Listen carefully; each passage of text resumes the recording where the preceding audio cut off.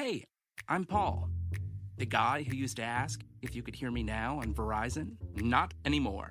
I switched to Sprint. It's 2016, and every network is great. In fact, Sprint's reliability is now within 1% of Verizon's. Don't let a 1% difference cost you twice as much. Visit a Sprint store, sprint.com/network, or call 800-SPRINT1. Reliability claim based on third-party drive test average carrier features differ, subject to $30 activation fee credit and valid port. NC website for eligible plans. Limited time offer. Offer coverage not everywhere for all phones. Restrictions apply. Blog Talk Radio. Here we go.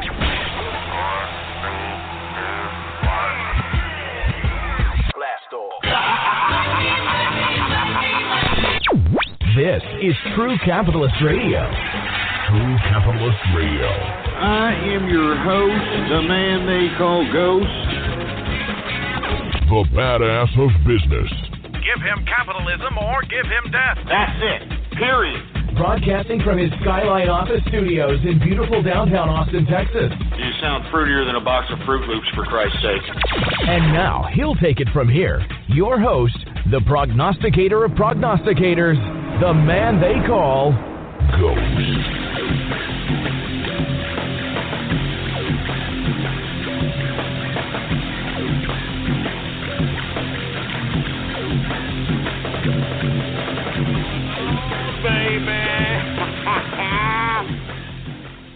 How's it going, folks? And thank you for tuning in with me to another edition of the True Capitalist Radio broadcast. And, of course, I am your host, the man they call Ghost. And once again, folks, I want to thank everybody for tuning in with me. This is episode number 330. That is episode number 330 for all the folks that are keeping track of the True Capitalist Radio broadcast.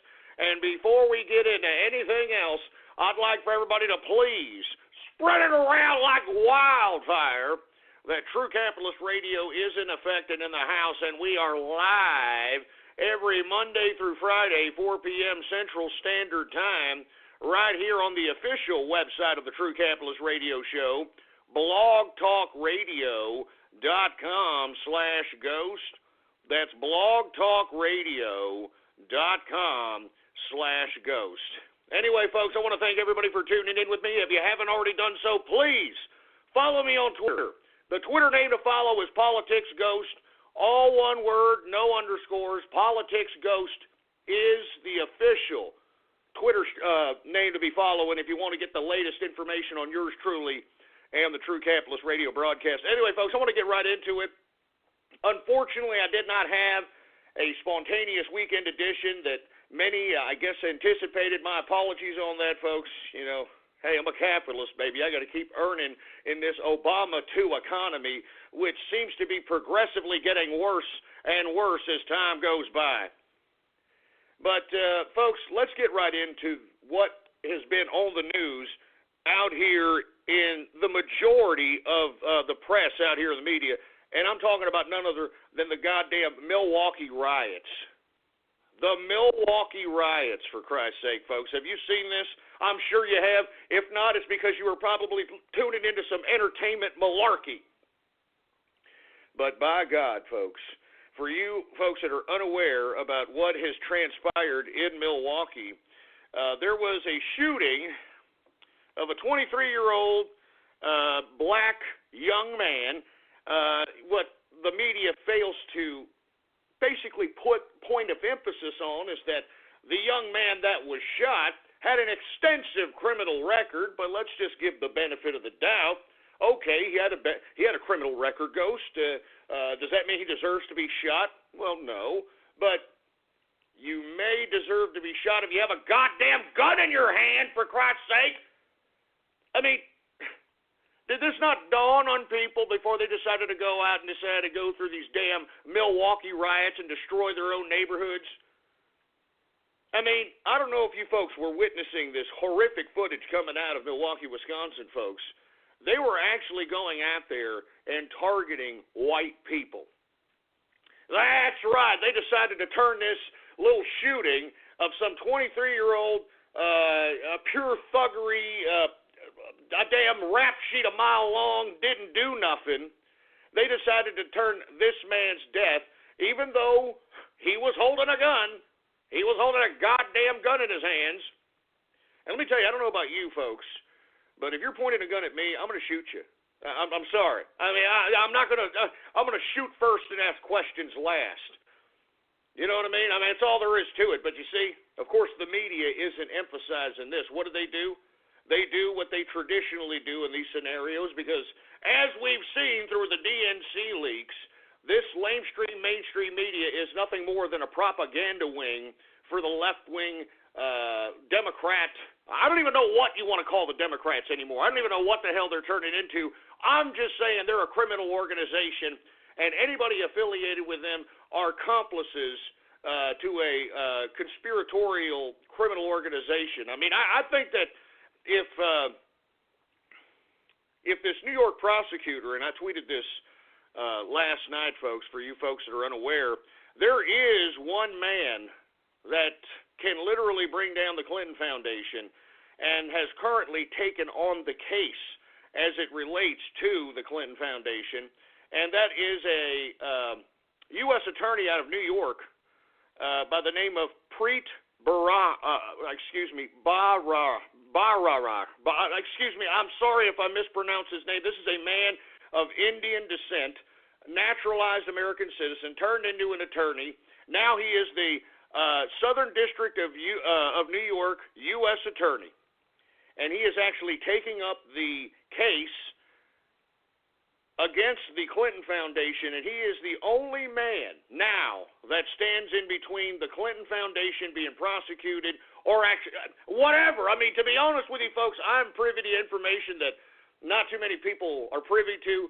I know for a fact that what the Clinton Foundation is a criminal enterprise that has co-opted our government. Now, how did they co-opt our government?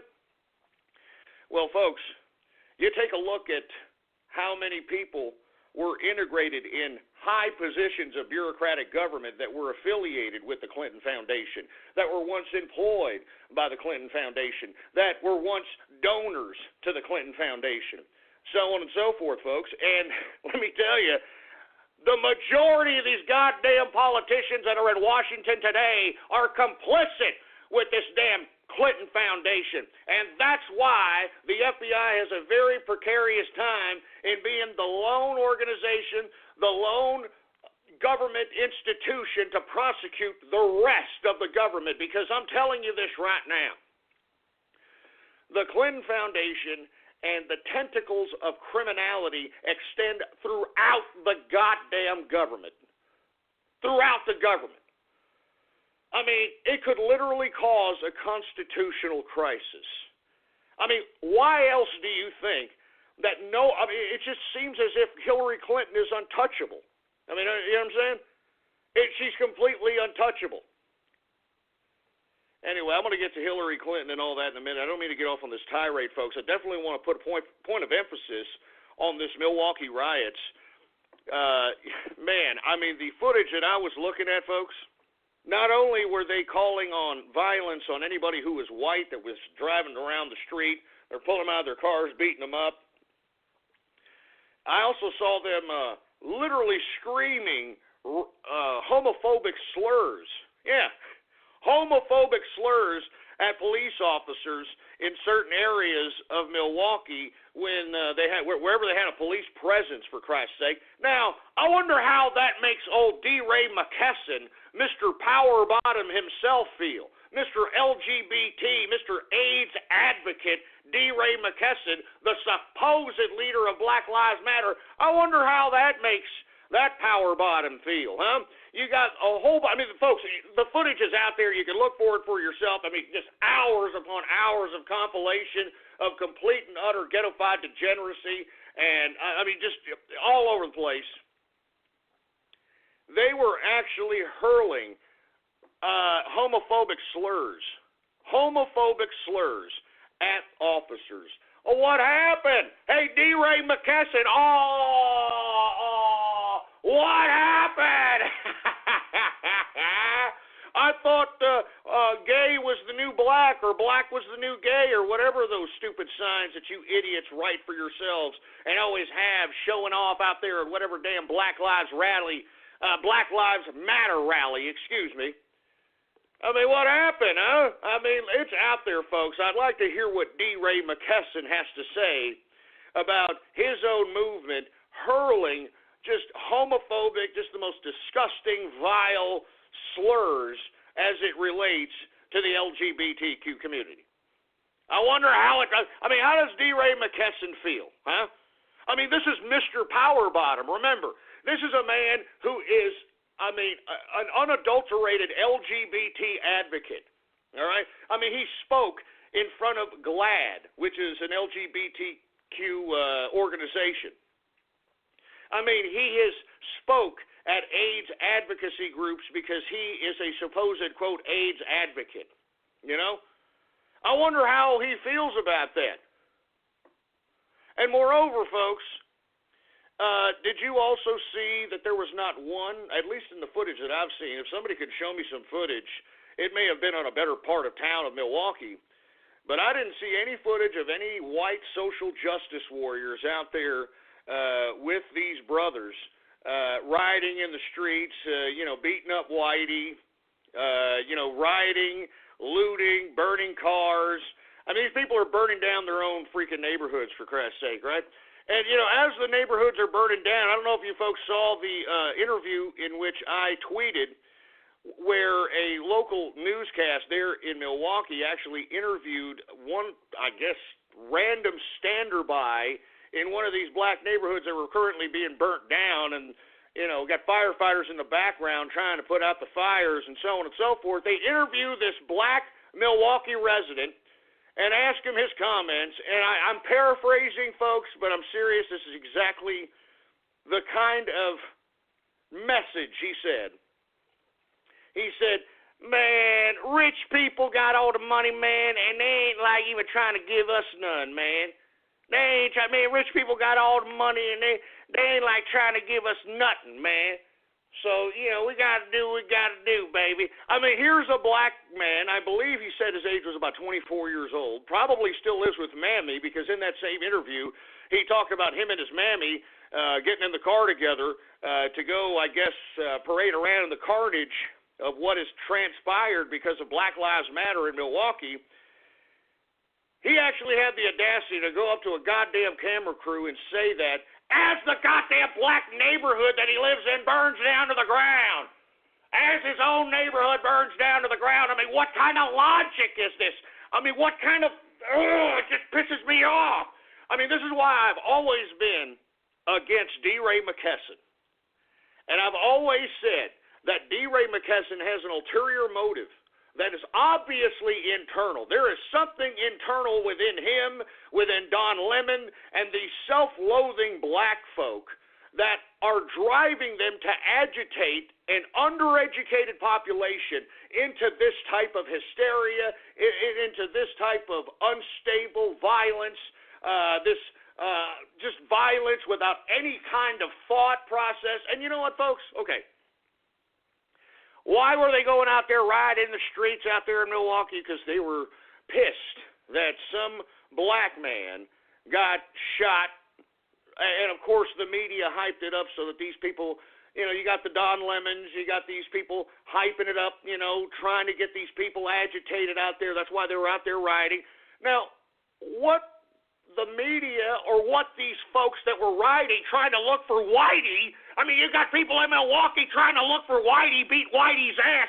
What they fail to realize that the 23-year-old brother with the extensive record that had a gun in his hand that got shot, that they're riding over, was shot by another brother. That's right. He was shot by another black man. He was a black officer, all right? Now, I mean, what was this? Last night was day 2 of the Milwaukee riot, for Christ's sake. I mean, could somebody put a camera in some of these goddamn didn't-do-nothing spaces and say, well, why are you now burning down your own black neighborhoods and going after Whitey, even though it was a black cop that shot a black delinquent that had a gun in his hand. And, they're going to come out with, man, rich people, baby, they got all the money, man. They ain't trying to give me nothing. They got all the money, baby. Now, look, I am not trying to demean black folks as a whole. Believe me, I'm not. Because let me tell you something. There are many black folks that are disgusted that the culture of blacks, the culture of the black community is encapsulated in this ridiculous ghettofied degeneracy that is promoted, highly promoted, by Hollywood, by the entertainment industry, by the, quote, hip-hop culture.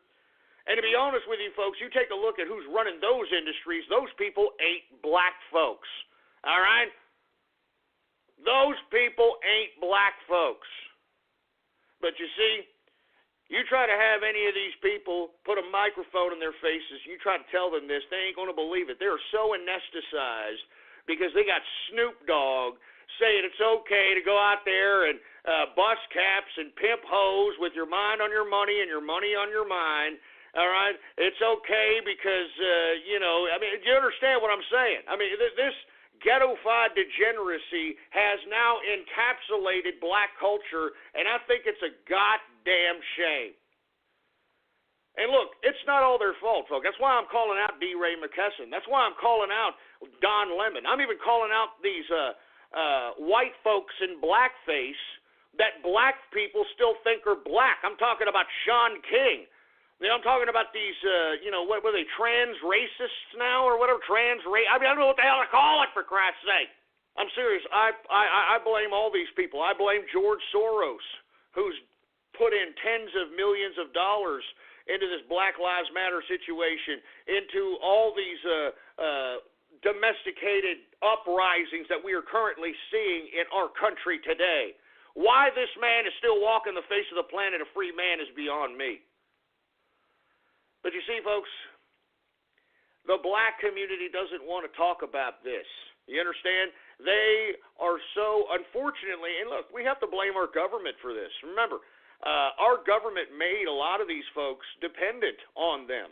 And when you have a dependent folk on you, you can refashion them, social engineer them into whatever kind of people you want.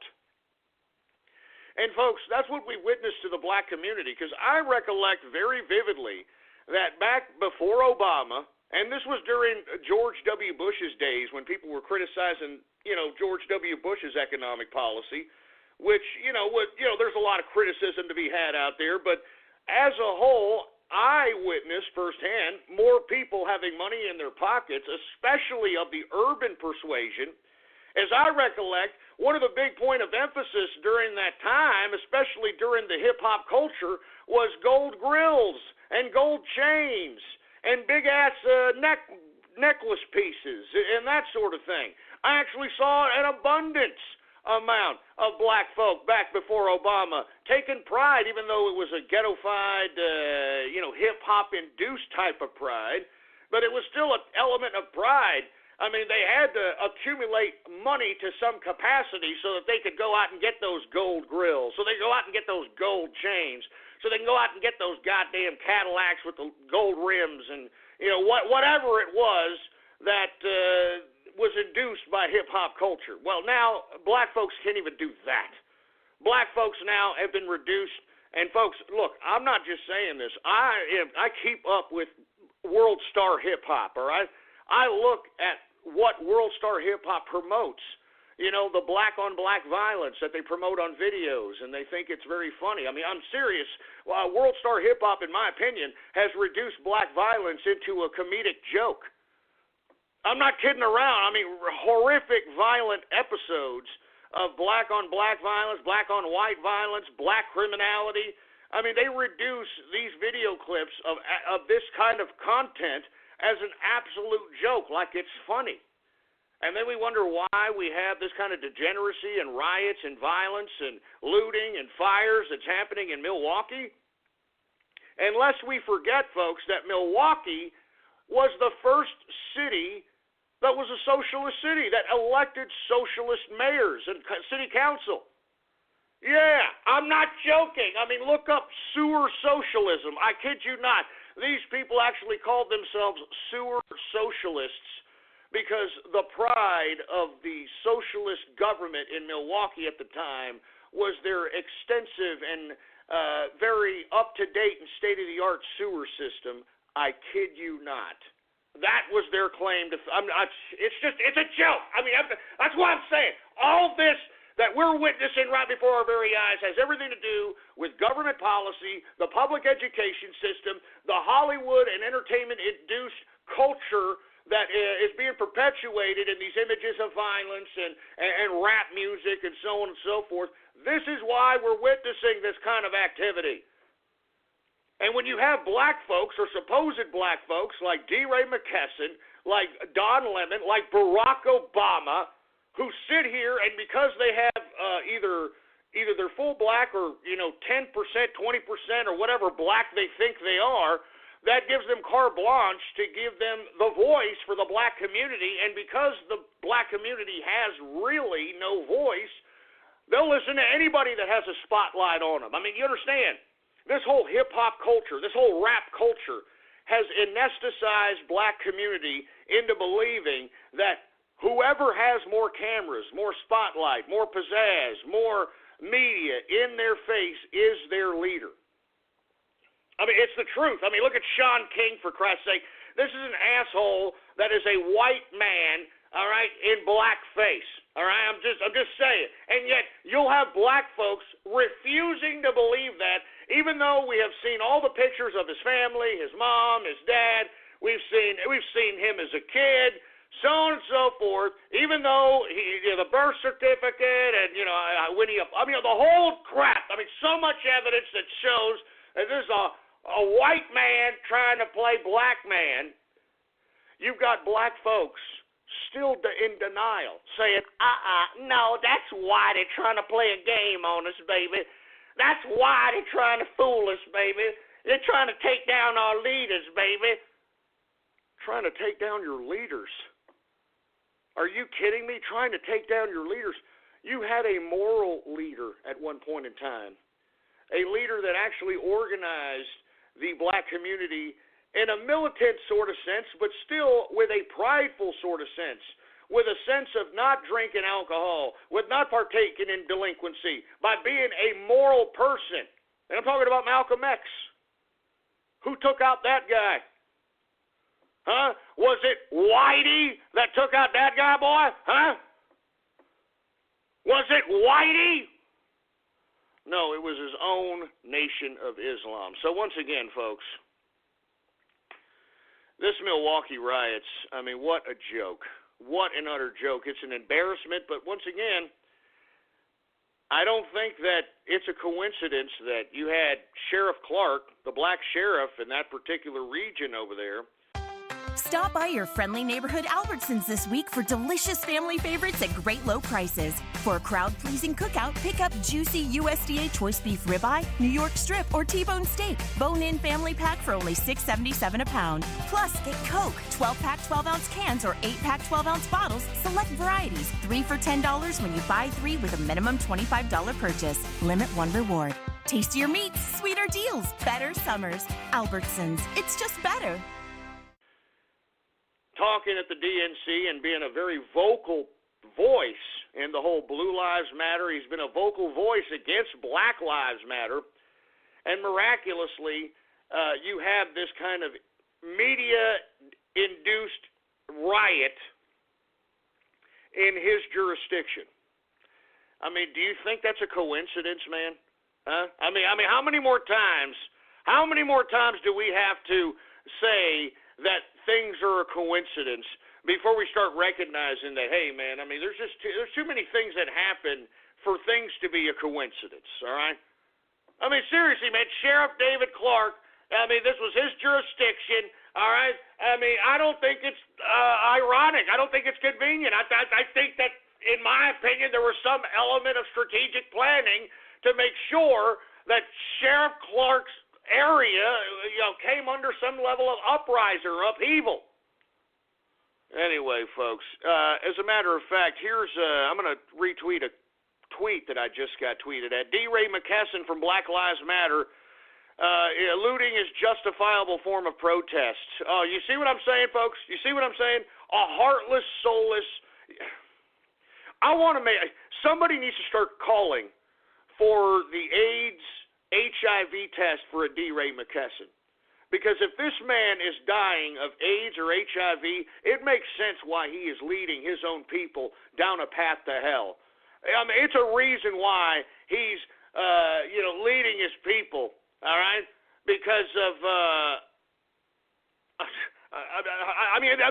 self-destruction. Because look, if you're really pissed off about black folks being abused by police, especially in this instance, it was a black officer that killed another black man, a black man that had an extensive criminal record that also had a gun in his hand at the time.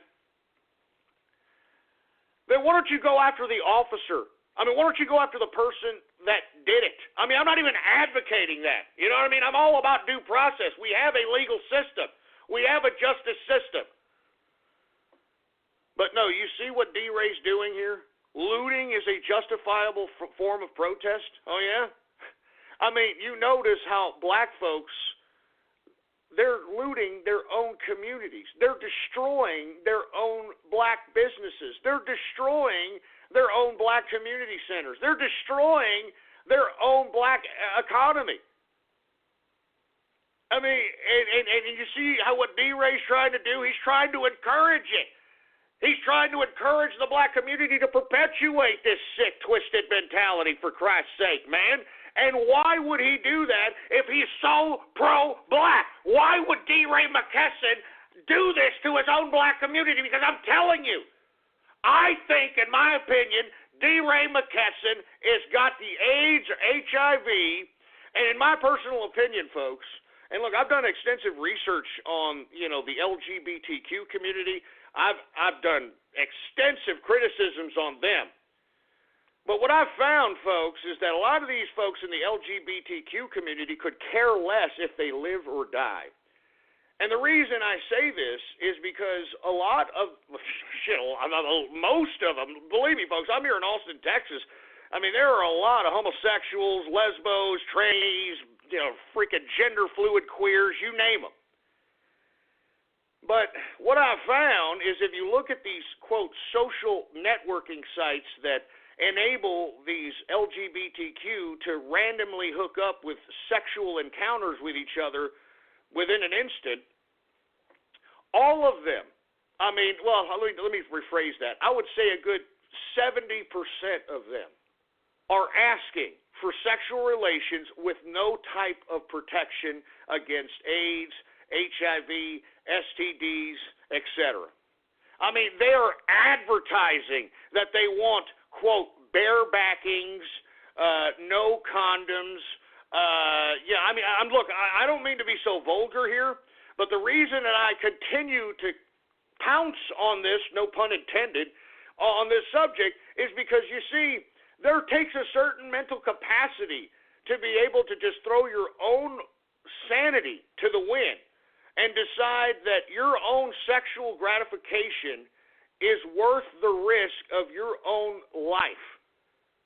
And what I've found is that the majority of the LGBTQ practice their sexuality in this capacity. And that is something that this past June, which was Pride Month, that's what those don't talk about during Pride Month. They don't talk about the fact that a lot of these people within their own community, within their own social circles, these people know who has the AIDS, who has HIV, who has herpes or the warts or syphilis or whatever, all right, the crotch rot, whatever. They all know. But yet they look at each other in these clubs, in these social arenas, and they hook up with each other. They know. I mean, they're looking at people they know that have the AIDS.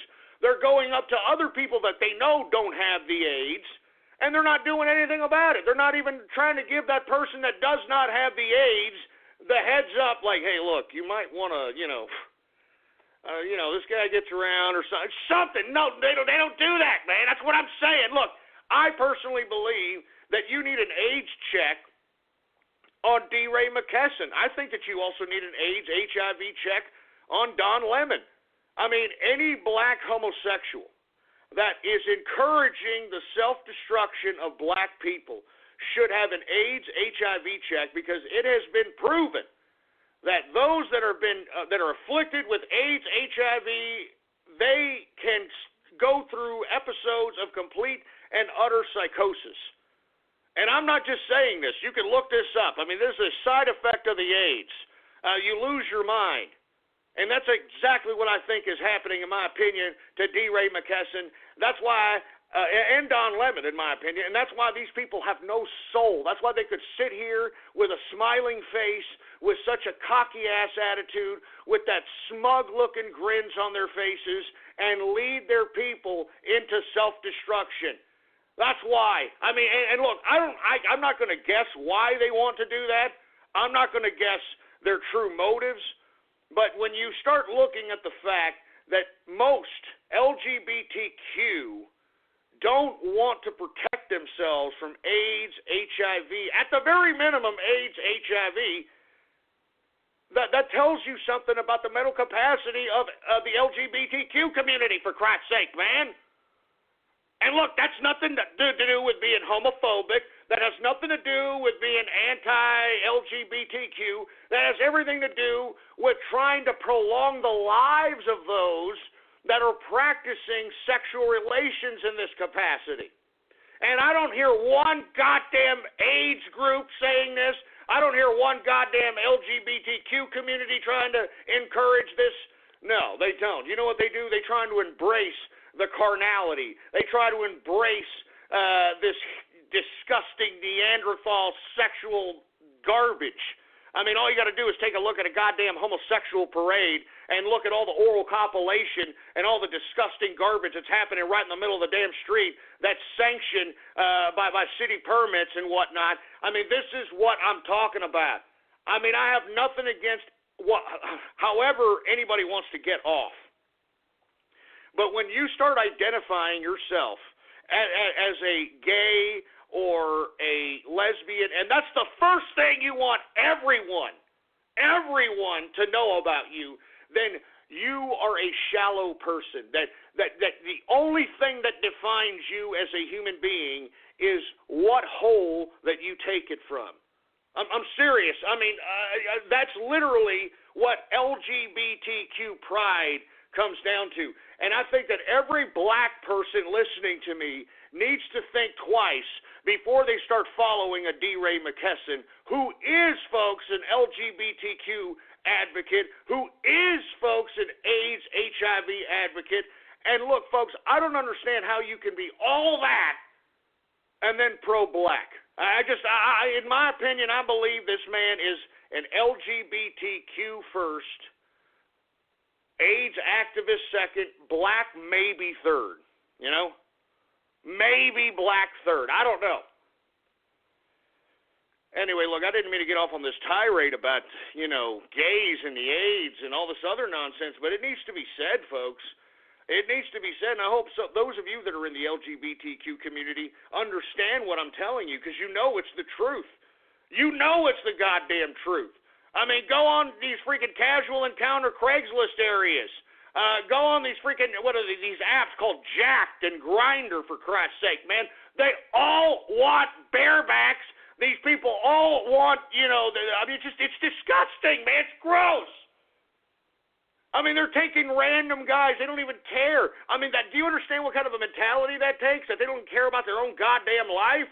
And if that's the case, then I think that we need to take a step back before we start embracing leaders that identify as an LGBTQ first and whatever they are as a human being second.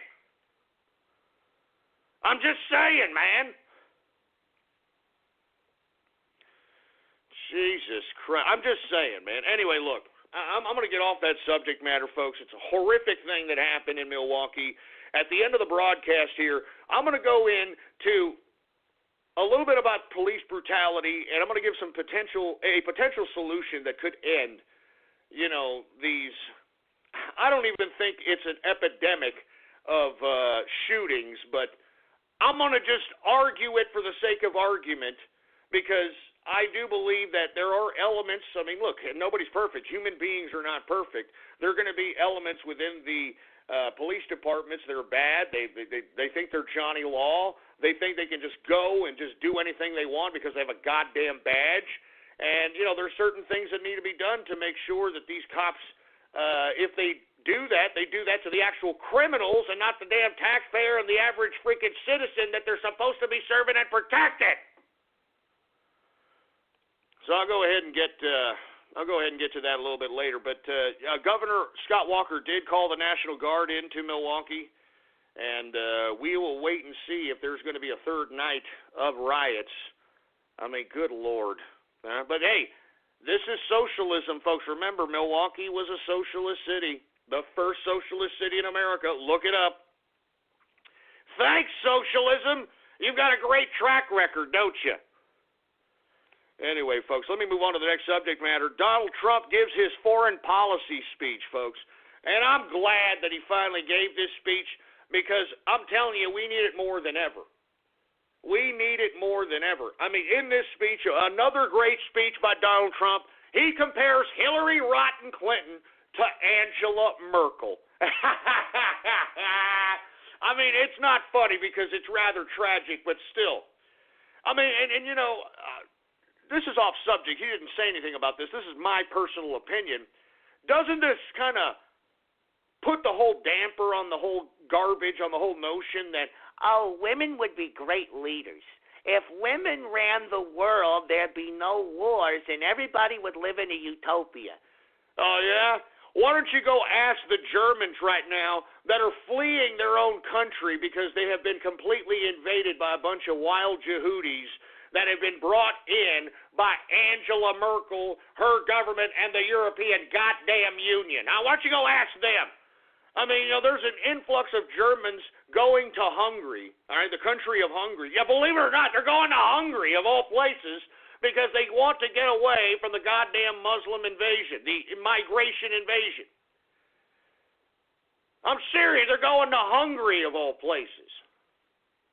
I mean, that's pretty sad. You know, you got Germans fleeing their own country because of Angela Merkel's foreign policy, or excuse me, immigration policy.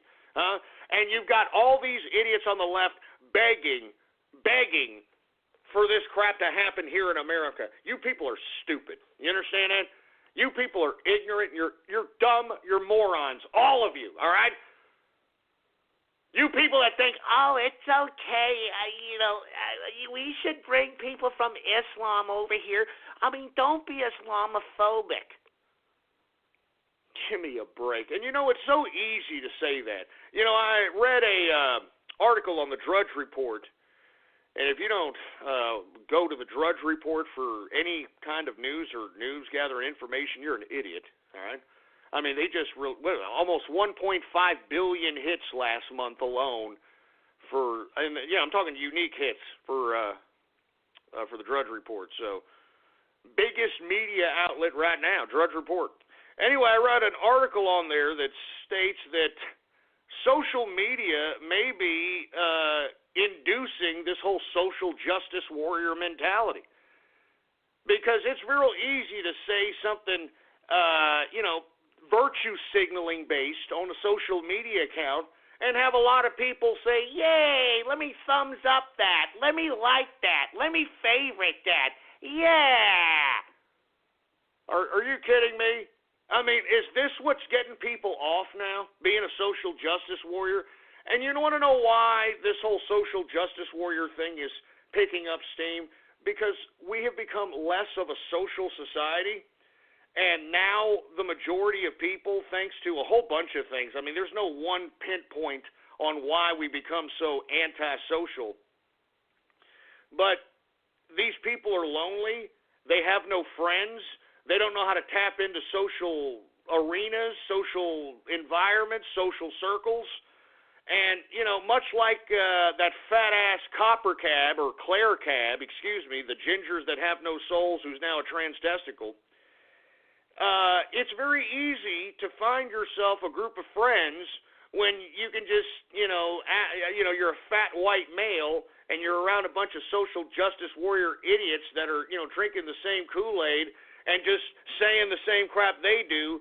I mean, it's real easy to find a group of friends like this. That's why you notice that the majority of social justice warriors are the most disgusting perspectives of human specimen that one could ever lay their goddamn eyes on. I mean, they're fat, they're disgusting. They're slovenly. They have no goddamn integrity for themselves. If they did, they would make themselves look like they are something. But you can tell by the way they are inside, by the way they dress outside. And that's why it's very easy for them to say something virtuous so they can virtue signal to others so that others can say, yeah, you see, you got a good point, yeah. I mean, what a joke kind of a society we're living in here, man. Seriously, what kind of a joke society? What a pussy whip society we've turned out to be.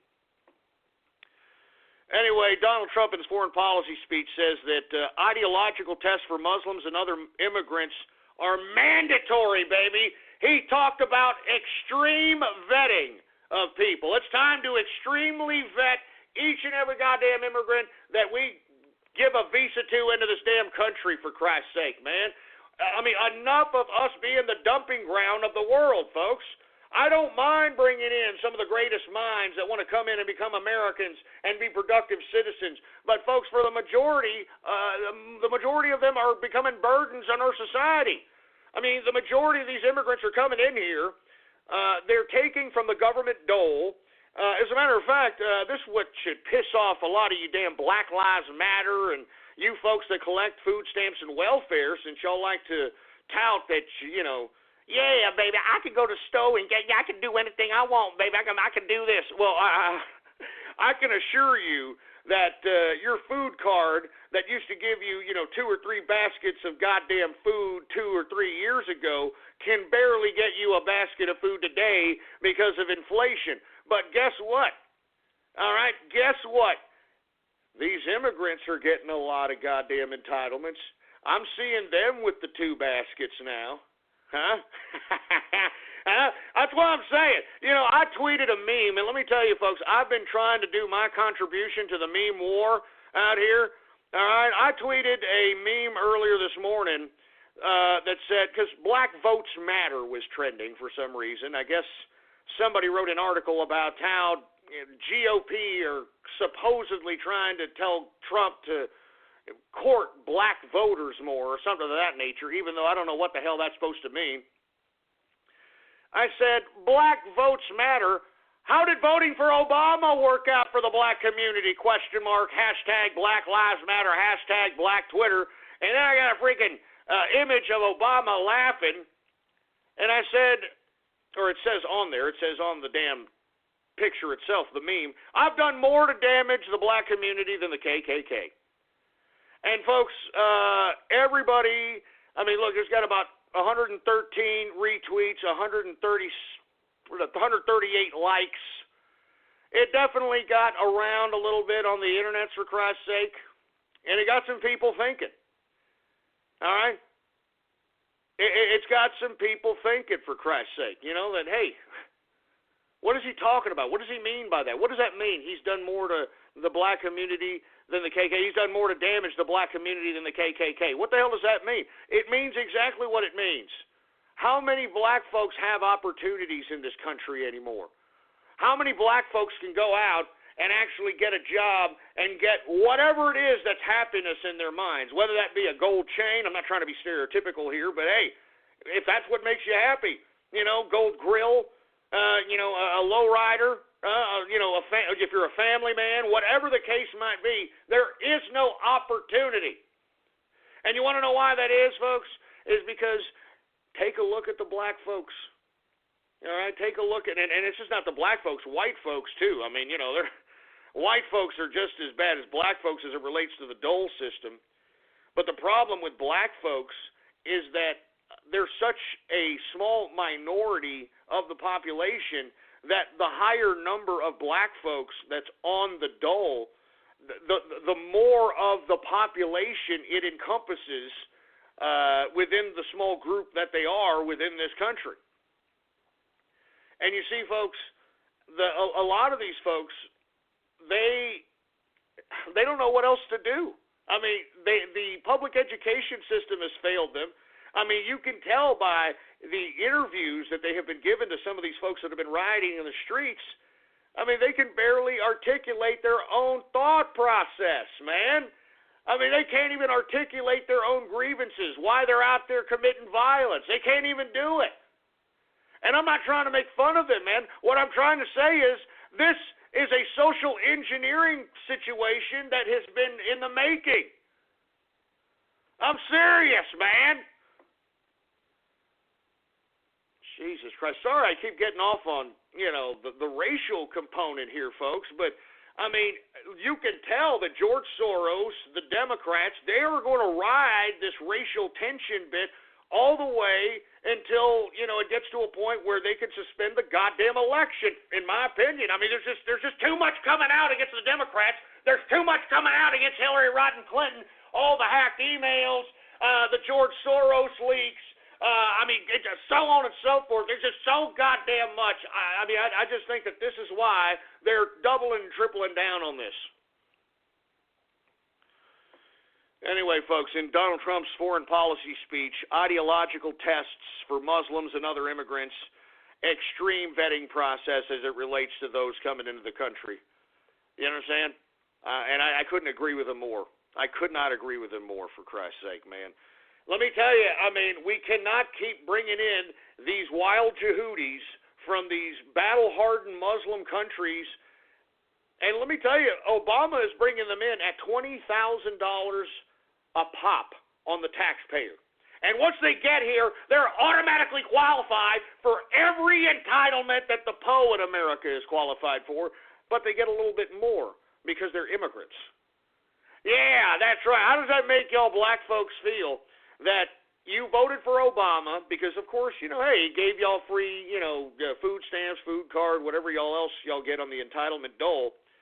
But how does that make you feel that now that y'all voted for him and y'all are no longer of any use to him, now he's bringing in a whole bunch of wild Yehudis, a bunch of immigrants from all over the goddamn world, for Christ's sake, and basically giving them more than he gave you, and you actually stood in line and voted for the son of a bitch. That's why I'm saying, folks. That's why you don't see black businesses out here. That's why you don't see black. I'm not saying there aren't any, but it's not representative to the black culture as it relates to its time in this country. And you can thank the direct policy of this goddamn freaking Obama over here, for Christ's sake, man. You know what I'm saying? You can thank this man right here. That's why I'm saying this man has done more damage to the black community than the KKK. Anyway, folks, let me get to this last subject matter here. Hillary Clinton now, look, I know that I've been saying for the past couple of shows about Hillary Clinton for all these people to stop harping on her goddamn health condition because I'm afraid that the Democrats might utilize that health condition to muscle her out so they can bring in a Joe Biden. You know what I mean? Because, look, Joe Biden or whoever else has until like the end of August to be able to replace Hillary Clinton and, put in whoever the hell the party wants to put in her place. I'm telling you this right now. They got until the end of August. And that's why I've been saying, shut up about her goddamn health. Well, let me take a step back from that because now, today in Scranton, Ohio, Joe Biden, which this is the first time Joe Biden has ever come out and stumped for Hillary Clinton, which is a big sign, in my opinion, that Hillary Clinton has either been listening to this broadcast or has been witnessing what I've been hearing in the circles that I run with, that the Democrats are still trying to plot a takeover and trying to utilize whatever they can, whether it's her health, whether it's the Clinton Foundation, whatever. But they're trying to do whatever it takes. And let me tell you, in my personal opinion, I think that Hillary Clinton put Joe Biden's feet to the fire and said, look, you son of a bitch, everybody has been campaigning for me except effing you.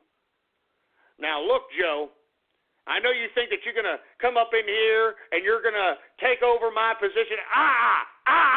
Hey, if I am not running for president, I will take the whole government down. I'm telling you, that's what Hillary Clinton is saying to all these people. And the first time I had seen Joe Biden stump for Hillary Rotten Clinton was today in Scranton. And let me tell you, I didn't think Joe Biden really looked like he wanted to be there. You know, I mean, he's not one of those bureaucrats that can fake when he can fake that he's not angry when deep down he really is. And he didn't look very enthused like Barack Obama did. Look, let me tell you, Barack Obama in North Carolina, after James Comey didn't recommend prosecuting for her emails, I mean, Barack Obama looked like I didn't even see him campaign with this much enthusiasm for himself, for Christ's sake. I'm serious. So that just goes to show you the type of leverage that this woman has on the entire government, the entire party, the entire Democrats. I mean, this woman is dangerous. It's obvious. It's obvious that she could cause a constitutional crisis because I'm telling you, I'm privy to the information. This Clinton Foundation could take down the entire goddamn government, cause a constitutional crisis, and literally could collapse what we know of as our institution of the legislative and the executive branch. Could even extend into the judicial branch, truth be told. I don't want to get into the information that could be coming out here, but I think that you need to watch those liberal judges that are on that Supreme Court and see if they got any goddamn ties into this whole nonsense. Look out in the street there. You know what you don't see? My car, because I had to sell it to pay the lawyer I hired when I got busted for drunk driving. You know what else you don't see? My girlfriend, who decided that a guy with no car and no license and no money was no fun. And hey, you know what else you don't see? You don't see me leaving for work in the morning, because I missed so much time with court and everything that I got fired. Drive sober or get pulled over. Paid for by the National Highway Traffic Safety Administration. Stop by your friendly neighborhood Albertsons this week for delicious family favorites at great low prices. For a crowd-pleasing cookout, pick up juicy USDA choice beef ribeye, New York strip, or T-bone steak. Bone-in family pack for only $6.77 a pound. Plus, get Coke, 12-pack 12-ounce cans or 8-pack 12-ounce bottles, select varieties, 3 for $10 when you buy 3 with a minimum $25 purchase. Limit 1 reward. Tastier meats, sweeter deals, better summers. Albertsons, it's just better. Anyway, this is a breath of fresh air. Joe Biden, he was forced to stump for Hillary Rotten Clinton. I wonder what the hell Hillary Clinton had to do to Joe Biden, threaten the bejesus out of him, because I'm telling you, Joe Biden actually thought that he could usurp the nomination. I think this pretty much puts that to bed, unless, I don't know, I mean, you know, you had InfoWars and Alex Jones's news organization unearthed yesterday documents, according to them, that were leaked to them by elements of the Secret Service that show that Hillary Clinton does have onset Parkinson's disease. She has other mental ailments. And the reason that they supposedly, according to InfoWars, the Secret Service leaked this information out is because they can't cover up her illness anymore, for Christ's sake, man. They can't cover it up. They can't cover up the son of a bitch. As a matter of fact, did y'all see her almost trip on the podium today in her Scranton speech? Yeah, she introduces Joe Biden, and as she's walking down, Joe Biden has to literally, like, freaking catch her because she's about to fall. I mean, good God. But you see how much leverage she still has, no matter what, on this party, on this government. I'm telling you, it's the Clinton Foundation, stupid. I'm telling you, the Clinton Foundation could take down the government, man. Mark my words. That's why I'm telling you, Julian Assange is sitting on the information. And in my opinion, he's going to release the first batch of information as we get closer to the debates. And the first batch of information is obviously going to directly implicate Hillary Rotten Clinton in the exchange of weapons from Turkey into Benghazi to the supposed Syrian rebels, which was nothing more than the developing form of ISIS. And then, as it gets closer, I believe that the Clinton Foundation, unless somebody else beats him to it, because I personally believe that it's not just Julian Assange that has the Clinton Foundation proof, the documented proof that the Clinton Foundation is literally a corrupt criminal organization that took over the American government. Seriously. I mean, everybody, they have their tentacles on everybody. They can bring down everybody. They can bring down the president. I mean, look, I'll say it again. Why do you think Bill Clinton forced his way into Loretta Lynch's plane, told Secret Service to get the hell out, and no one knew what the hell was being said? I'll tell you what was being said. I said it at the time before Comey even decided not to prosecute or suggest prosecution for Hillary's emails. I said that Bill Clinton went on that tarmac, on the infamous tarmac meeting, and threatened Barack Obama and utilized Loretta Lynch as a conduit to give Barack Obama that threat. And that threat is that if there's any prosecution, that the first witness that is going to be called is Barack Obama, and if Barack Obama goes down, then the whole Democratic Party goes down. If the whole Democratic Party goes down, then those who work with the Democratic Party goes down. It's a constitutional crisis, for Christ's sake, man. So that's why you had Comey over here. I mean, you're talking about the splitting hair bureaucratic episode of interpretation of law. I mean, you know, what he did in that testimony in front of the goddamn, I think it was the Judiciary Committee. I mean, are you kidding me? I mean, that word dance of bureaucratic crap. That, well, you know, she wasn't negligent. She was just very unsophisticated and unprofessional. She just didn't know what she was doing. I mean, she was just incompetent. Oh, my God. Anyway, look. Once again, I don't know what the hell's going to happen. I just want August to be over to solidify Hillary Clinton as a goddamn nominee for the Democrats so they can't replace her. And then we go full throttle, man. Her health, the freaking Benghazi, the freaking her arm in ISIS, the Clinton Foundation, everything then. All right, everything. But I'm still wary that, you know, this health problem could prelude the damn Democrats into forcing her into stepping down because she's deteriorating right before her eyes. Stepping down so that Joe Biden, or I don't know who else they may have in the wings, but I think it's possibly Joe Biden to run for president. All right? And I think that would change the dynamic of the damn race. I think it's a very dangerous situation to even contemplate. Anyway, folks, let me go ahead and get to some Twitter shout-outs here. For you folks that are unaware, Twitter shout-outs is that part of the broadcast where I give you a Twitter shout-out live right here on the broadcast. All you got to do is retweet the first tweet on my Twitter account. All right, the Twitter account is Politics Ghost, and the tweet to retweet is True Capitalist Radio Now Live. All right, that's the tweet to retweet if you want a Twitter shout-out right here live on the broadcast. True Capitalist Radio Now Live. All right, do we have any Twitter shout-outs there, engineer? All right, well, we got some Twitter shout-outs, and let's get to them right now.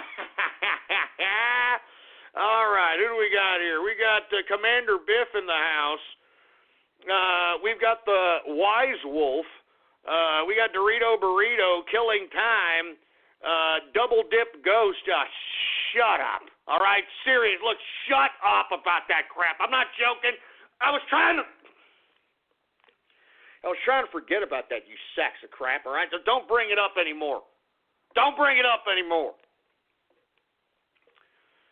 Anyway, who else do we got here? We got the Lost Brony, Czech Capitalist, Wisconsin and Fuego. Oh, that's horrible, man. You know what I mean? That's horrible. We got the Big Dipper. Oh, here we go. I knew this was going to happen, man. I knew this garbage was going to happen. I should have just suspended Twitter shout-outs for this crap because I knew this crap was going to happen, man. I knew you idiots were going to take an episode in my life that I really cannot get over. I mean, I'm serious. Look, I have not seen this idiot Homeland Security bastard's face, all right? I'm serious. I have not yet seen his face, but I'm waiting. I'm keenly observing. I'm looking over both shoulders, believe me. I'm looking around, all right? You just wait, all right? We got Torzier in the house. What's going on? The double butter dip, and all dips on Ghost. You son of a bitch. Look, stop it, man. Just stop it already, man. I'm trying to forget about that crap. Jesus Christ, man. We got Blake in the house. We've got Hans Guvensmith in the house. We got DHS1 Ghost 0. Look, assholes, I'm not going to tell you again. One last time. I'm trying to forget about that crap. I'm still angry about that crap. Enough. Anyway, Ghost lost his chips. All right, that's it.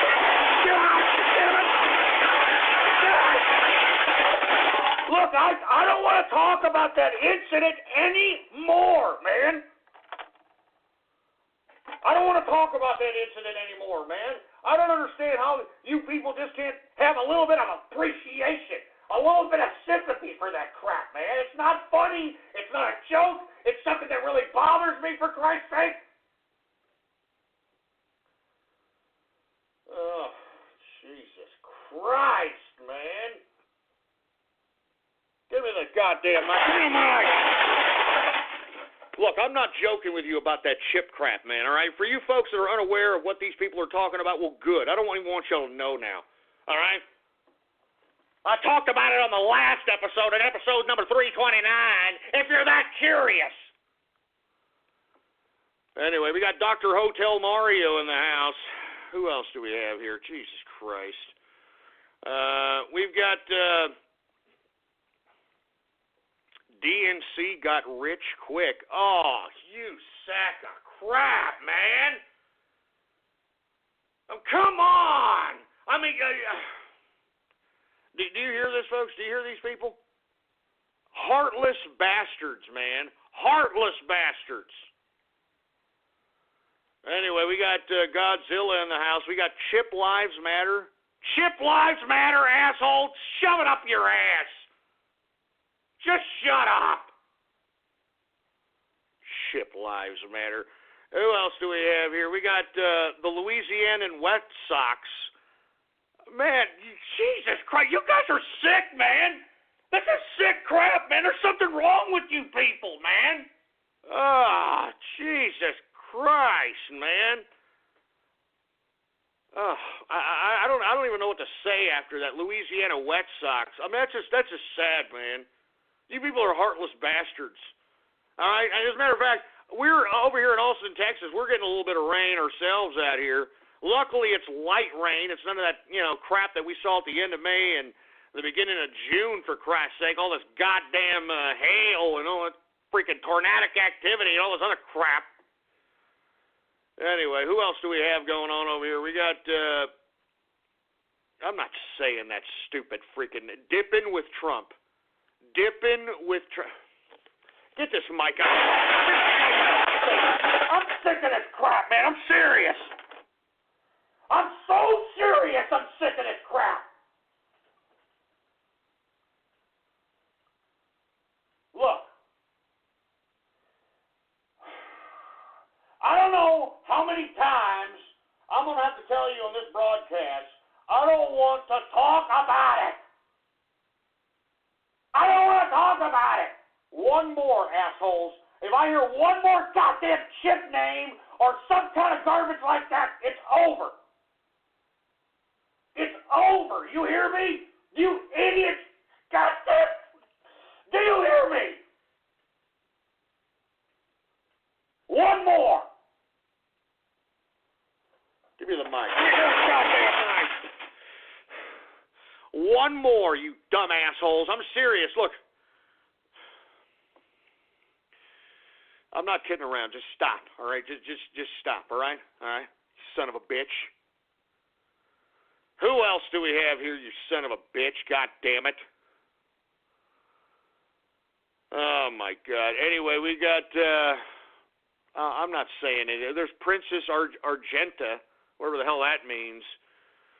Gas chambers for Ghost. Oh, thanks a lot. I really appreciate it. You guys are really lovable to me today. I really appreciate this. Anyway, we got Strictly Diesel here. What the hell? 2 chips, 1 cuck. All right, that's it. You son of a bitch. Screw you. Screw you. God damn it. That's it. That's it. That's it.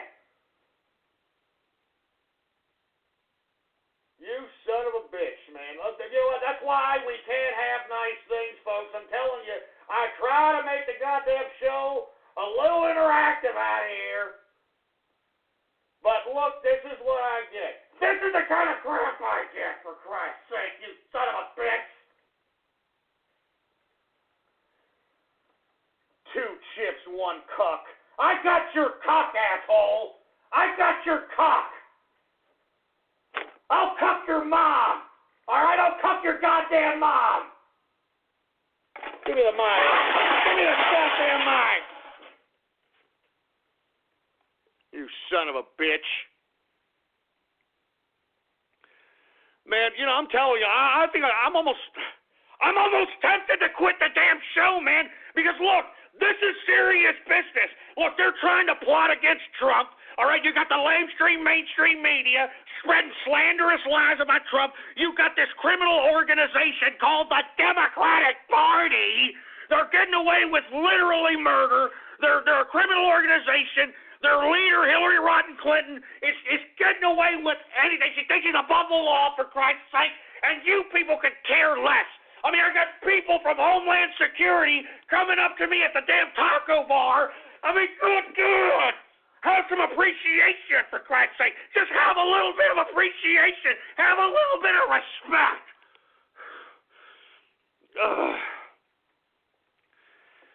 Oh, my God. I'm serious. I'm not kidding around. Jesus Christ. Give me my drink. Give me my drink, for Christ's sake, man.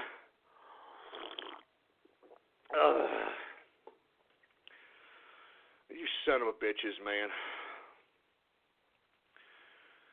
I'm serious. I'm not kidding around. I'm thinking about ending the show early because, you know, what the hell? I mean, you've already turned this into a carpet munching Monday. You folks know that I'm pissed off about this crap. All right? You folks know that I'm pissed off that I didn't take a swing at that Homeland Security asshole for double dipping my chips. The son of a bitch came and sat at my table and started taking my chip and dipping it like he owned the shit. Like he bought the freaking meal or something. Like he treated me for the meal. I'm telling you, folks, you don't understand what the hell he was trying to do. He was trying to check my manhood, boy. And look, if my wife wasn't there, I would have beat the shit out of him. I'm sorry, excuse my French. I would have beat the living bejesus out of him. I would have taken, I mean, look, there ain't no such a thing as a fair fight. I would have taken anything that was a weapon there. I would have taken a chair. I would have broken over his head. I'm not kidding around, man. I'm not kidding around. Anyway, look, I don't want to go over that story anymore, man, because that pisses me off. It pisses me off. All right. Freaking forgot where was I, engineer? For Christ's sake.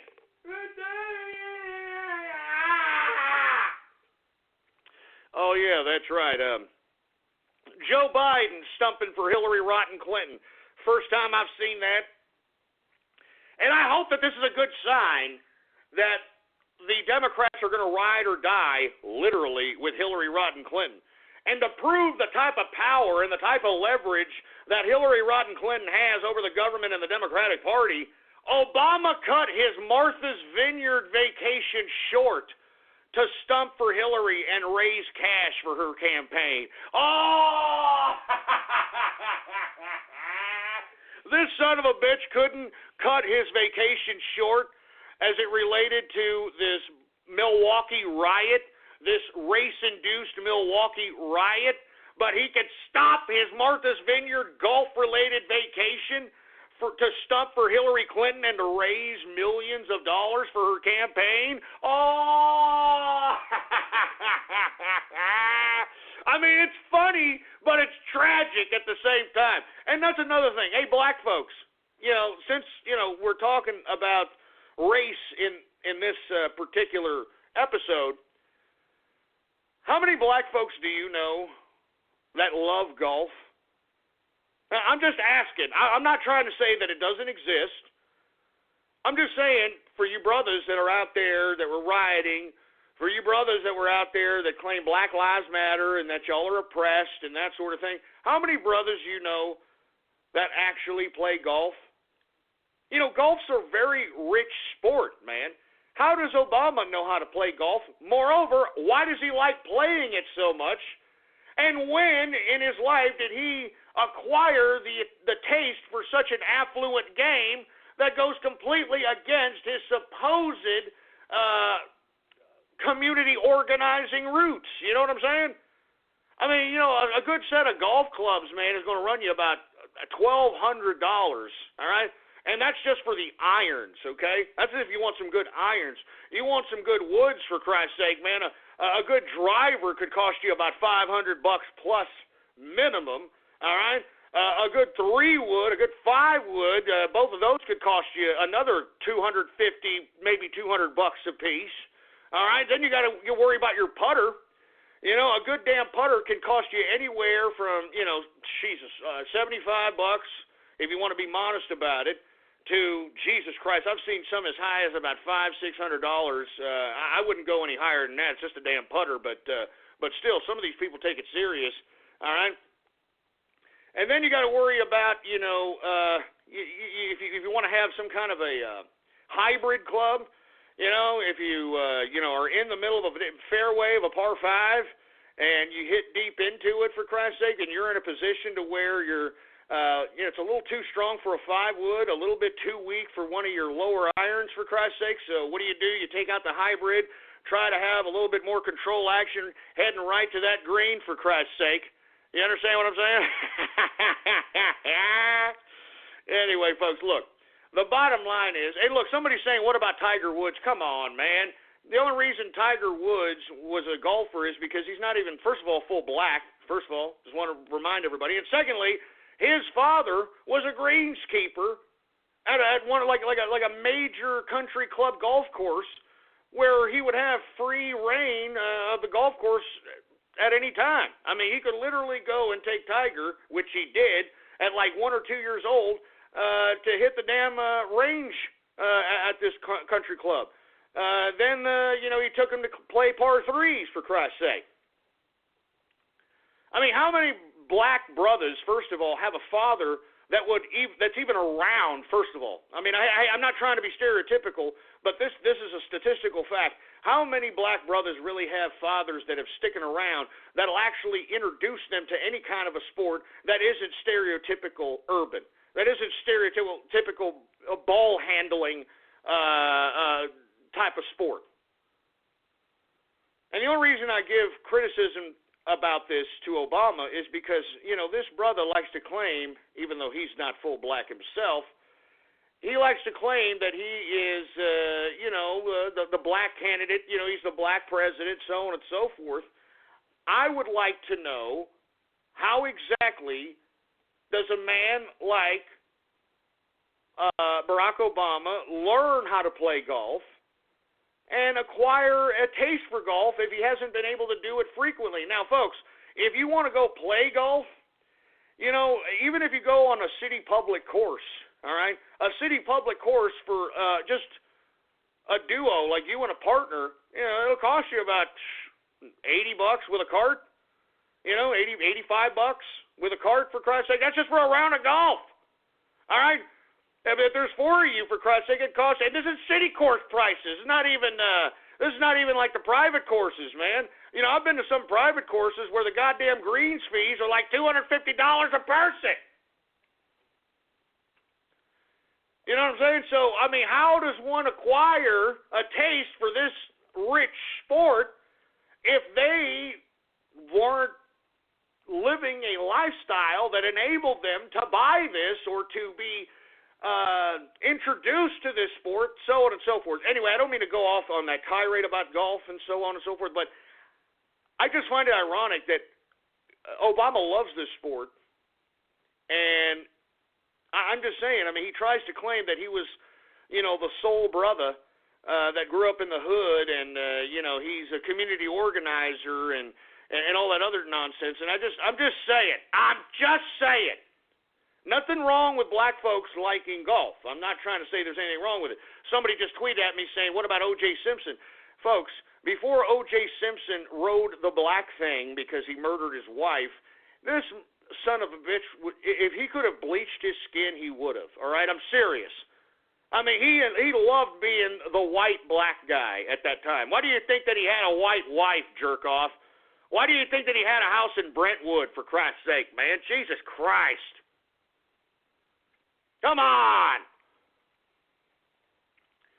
Anyway, folks, look, I didn't mean to get off on that tirade. I'm just saying, Barack Obama, he cut his damn Martha's Vineyard golfing trip short, which was supposed to be 2 weeks.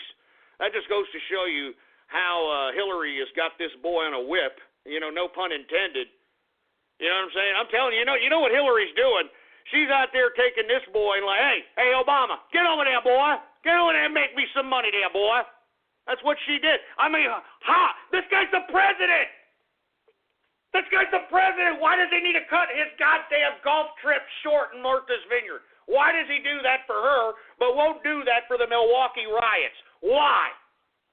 I mean, that just goes to show you the type of leverage this woman has on not only this man, the party, but the entire government because of the damn Clinton Foundation, boy. Jesus Christ. And speaking of international influence, for Christ's sake, George Soros. Oh, Jesus Christ. Now, look, I know a lot of people have been asking me to, tweet on this and give my opinion on this on Twitter. I want to be completely honest with you folks. I've been waiting for this information to get around the internet before I decided to go ahead and promote this particular information. I do want to be straight up with you that I cannot confirm or deny that I was privy to this information prior to it being released. So based on that, I decided for whoever released it to have them circulate it however they see fit. And once enough people got a hold of it, then I decided to go ahead and retweet a couple of things of it. But anyway, for you folks that have read the George Soros hacked documentation and data, it's basically validated everything I've ever said about goddamn George Soros, hasn't it? Ever since I came back in March, huh? What did I tell you, huh? This idiot is influencing every goddamn country, for Christ's sake, man.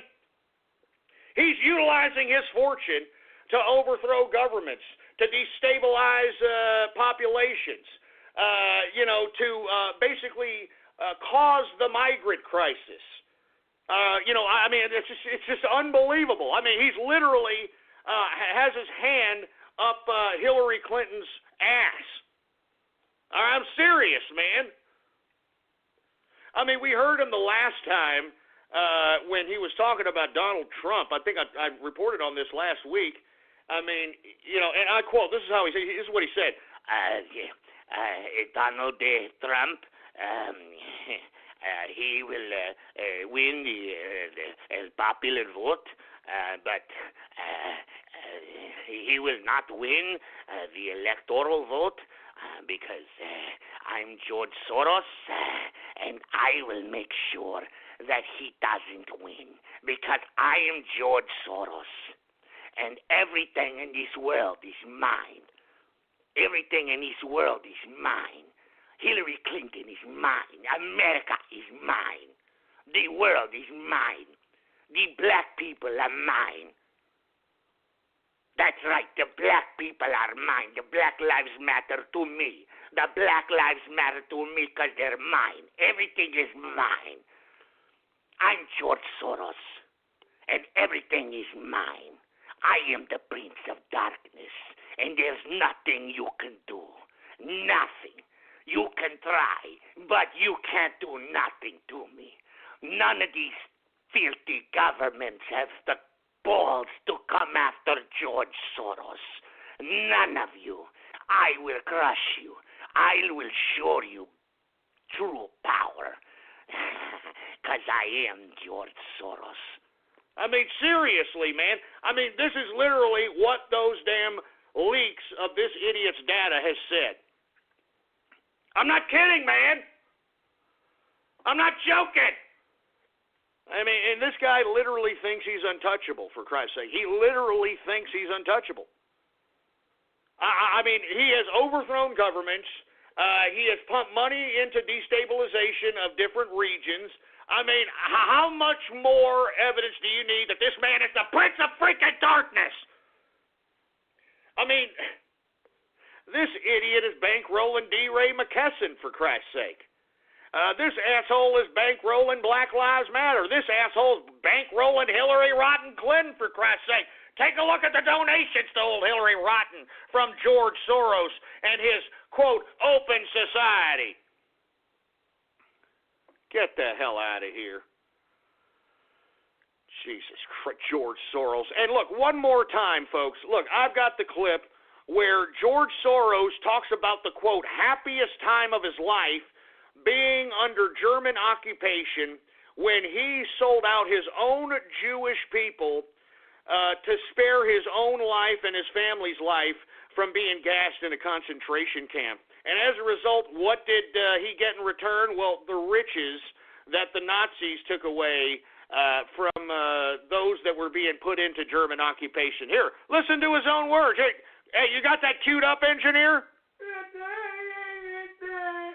Listen to George Soros talking about the happiest time in his life. Go ahead, engineer. It was actually probably the happiest year of my life, that year of German occupation. For me, it was a very positive experience. It's a strange thing, because you see incredible suffering around you, and in fact, you're in considerable danger yourself. But you're 14 years old, and you don't believe that it can actually touch you. You have a belief in yourself, your belief in your father. It's a very happy-making, exhilarating experience. I mean, do you hear this guy? I mean, selling out, because remember, he's Jewish himself, folks, okay? Selling out his own Jewish people and directing them for the Nazis into the gas chamber was the happiest time of his life. I'm telling you, this man is the Prince of freaking Darkness, for Christ's sake. Did you hear him? Yeah, it was the happiest time of my life, the time of German occupation. I was a little boy, and I didn't believe that it could touch me, all right? I did nothing wrong. I was a nice, good-looking Jewish boy. And what I did to stop the Nazis from putting me into concentration camp is I gave my ass to Goebbels and to Himmler and to Joseph Mengele, and they left me alone, and they didn't touch me. So I decided that I was going to sell out my own Jew, and it was the happiest time of my life. That's where I became the Prince of Darkness. Yes, I did. Yes, I am the Prince of Darkness. I told every Nazi where the rich Jew was, and they went over there, and they took their possessions, and they took them, and they gave me a little cut. Yes, and that's why the world is mine. The world is mine. I helped construct the world, and it's mine. All you people trying to stop me, you are nothing. You are nothing compared to George Soros. You are nothing.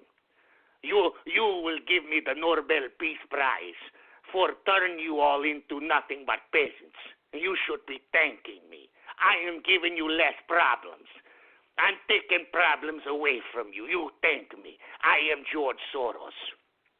You don't know any better. You know nothing. This is mine. Everything is mine. The True Capitalist Radio Show is mine. Everything is mine. Your mother is mine. Your father is mine. Your babies are mine. Because I am the Prince of Darkness.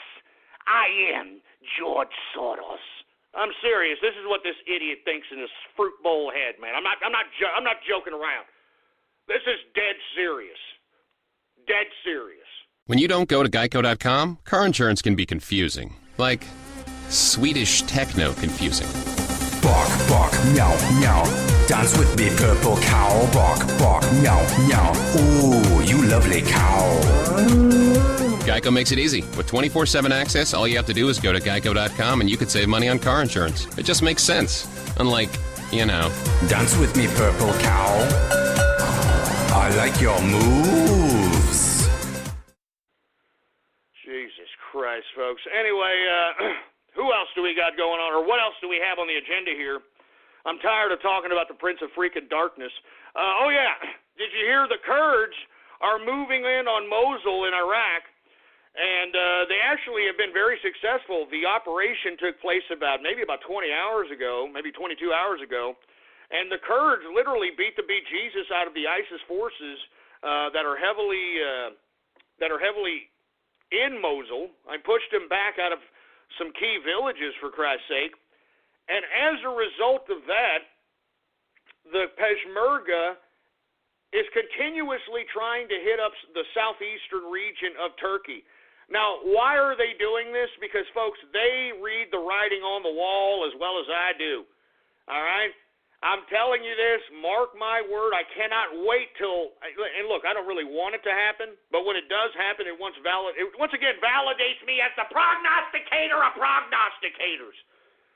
This fake coup that Erdogan, the president of Turkey, put on himself has solidified his relationship with Russia, and in my personal opinion, as I've stated previous, I think that Vladimir Putin quarterbacked this fake coup with Erdogan, and now that this fake coup has solidified President Erdogan as an Islamist leader, not just the president of Turkey, an Islamist leader. These Kurds, the Peshmerga, they know that their days are numbered, and they know that the Turkish are going to move right in to northern Iraq. That's why they're hitting the southeastern region of Turkey. They're going to move right into northern Iraq. They're going to take over the Kurdish region of northern Iraq. They're going to justify it based upon the incursions that are happening from the Peshmerga on the southeast Turkish border. And they're going to move right in there. They're going to slaughter the Kurds. So the Kurds are basically fighting first. They're taking the offensive. Now, once Erdogan and his forces go into northern Iraq, they're going to go into other war-torn areas of this region. They're probably going to move even more south into Iraq. They're probably going to go into elements of Syria. They're probably going to go into elements of Libya. And I'm telling you, folks, they're going to greet Erdogan as a liberator. They're going to greet him as an organizer, as a uniter of Islam, for Christ's sake, man. That's what this fake coup was all about, for Christ's sake. That's what the fake coup was all about. I'm telling you, mark my words, he will do this. Now, of course, he is picking his timing. You know, Erdogan isn't in a rush to do this because he knows the whole goddamn region is destabilized. But I'm telling you this right now, folks. Wait. You just wait. Erdogan is just going to start moving in and start reclaiming the Ottoman Empire. And he's going to utilize the destabilization of the regions that was induced by American foreign policy to basically come in and take over the Islamist world. I mean, folks, I said this time and time again. After the fake coup on himself, I saw people from all over the Islamic world praising Erdogan as a great leader, praising the man as a great leader, an Islamist leader. So once again, the Kurds, and for you folks that are unaware of the Kurds, folks, they are a landless people. They were a people that didn't get a deal during the Treaty of Versailles. And for you folks that are unaware of the Treaty of Versailles, it was the treaty that carved up the Ottoman Empire and also carved up Germany. And the losers of World War I And basically, the Kurds were the only ones that didn't negotiate with Lawrence of Arabia. And for you folks that are unaware of Lawrence of Arabia, he was the British secret agent that went undercover as a wild Yehudi, organizing the different tribes within the Ottoman Empire to help take down the Ottoman Empire from within. And what were they promised? Well, you take a look at the countries that have, quote, royal families in the Arab world, that's what they were promised. Because, folks, there ain't no freaking monarchism in Arab history or in Islamic history. There ain't no goddamn monarchism. I mean, those goddamn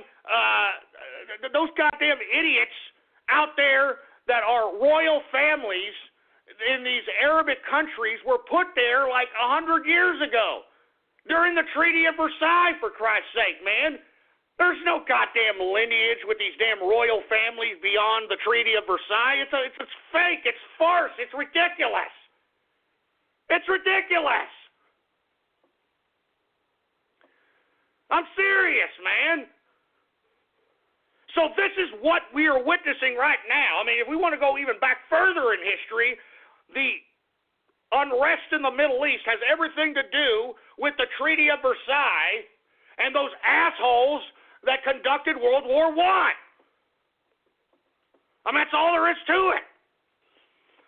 Jesus Christ. And speaking of Turkey, folks, Turkey is threatening to leave the EU and just abandon their migration deal if the visa freedom isn't given by October. Now, for you folks that are unaware, the EU were going to introduce Turkey as a member state of the European Union, and the reason they were doing that is a variety of different reasons, but one in particular was the fact that Turkey is the gateway of the Arab migration process, or the migration path into Europe. And the only thing holding back even more and more millions of migrants coming in and flooding Europe is Turkey, believe it or not. I know there's a bunch of wild Yehudis all over Europe causing a ruckus, but I kid you not, Turkey is holding millions upon millions more back, all right? And the EU has negotiated that, hey, look, you hold these damn wild Yehudi migrants back in your turf, all right, we'll give you EU membership, but what Turkey wants is they want their Turkish citizens to have the visa-free travel that is accorded to the other European Union member states. Because if you're a part of the European Union, you can travel any part of the European Union without a passport or without any kind of a visa. And you see, Turkey wants that leverage. And you see, now that Erdogan threw the fake coup on himself, now that all of a sudden he's buddies with Vladimir Putin, all of a sudden EU wants to take a step back from that crap, all right? They're having a little bit of apprehension, even though they thought they were masterminded international institutionalist global planners. Now they realize that they're in a little bit of a pickle with Turkey, because if they don't, and look, they gave an ultimatum today. I mean, the Turkish government said, look, you either give us visa-free travel within the EU, or we open up the floodgates of more millions of migrants. So, man, if you're a member of the EU, or if you're in Europe, you need to keep your eyes peeled to this issue right here. All right? Because if the EU abandons the entrance of Turkey into the EU, and they don't give the visa-free travel of Turkish citizens into the European Union, you are going to see millions upon millions of more wild Yehudi migrants pouring into the European Union and other continents of Europe, folks. And it's even going to be worse than whatever you see in your European continent today. It'll be 1,000 times worse. So, by God, man, this is getting serious, man. This is getting serious out here. Oh, my God. Anyway, folks, let me move on to this next subject matter, folks. Brexit delayed till late 2019. Oh, what did I tell you? What did I tell you, for Christ's sake? I said this before Brexit was even passed. as the vote was approaching, I said that if it passes, I believe that they're going to do whatever it takes to make sure that it's not even valid. I mean, they're going to make sure that it's not valid because, to be honest with you folks, if you read the referendum vote, if you read the language within that proposal, it's a non-binding referendum. So that's why they're dragging their feet as it relates to the Brexit or the true Brexit from the EU, because they don't actually want to leave the EU. Do you understand? I mean, you people in Britannia, I know y'all went out and voted, but y'all got to continue going. You didn't vote for Brexit in 2019. You voted for Brexit right now, Britannia. You voted for Brexit right now. And you can't sit back and allow this government of yours to not oblige your vote, for Christ's sake. If you allow them to do this, they'll do it. Silence is consent. Always remember that, folks. Silence is goddamn consent. And that's why I'm saying, folks, you folks that were out there that went in unison and voted for Brexit, you got to keep going. You got to keep initiating this issue. These international bureaucratic institutionalists will not stop. I mean, they are completely determined to fulfill this bureaucratic international garbage, and we have to stop them. And luckily for you guys in Britannia, you had a patriot in Britannia, in UKIP leader, or former UKIP leader Nigel Farage, who, let me tell you, they've been trying to kill this man for a long time. Thank God this man survived and was able to initiate the referendum and be able to promote the referendum. And by God, I will never forget his speech in the EU the day after Brexit was passed, baby. But let me tell you, that was short and sweet, very short-lived. That's why I'm telling you, Britannia, you got to keep going. You got to keep fighting. You can't stop. You got to keep initiating. You got to go on your social media networks and say, hey, we didn't vote to leave the EU in 2019.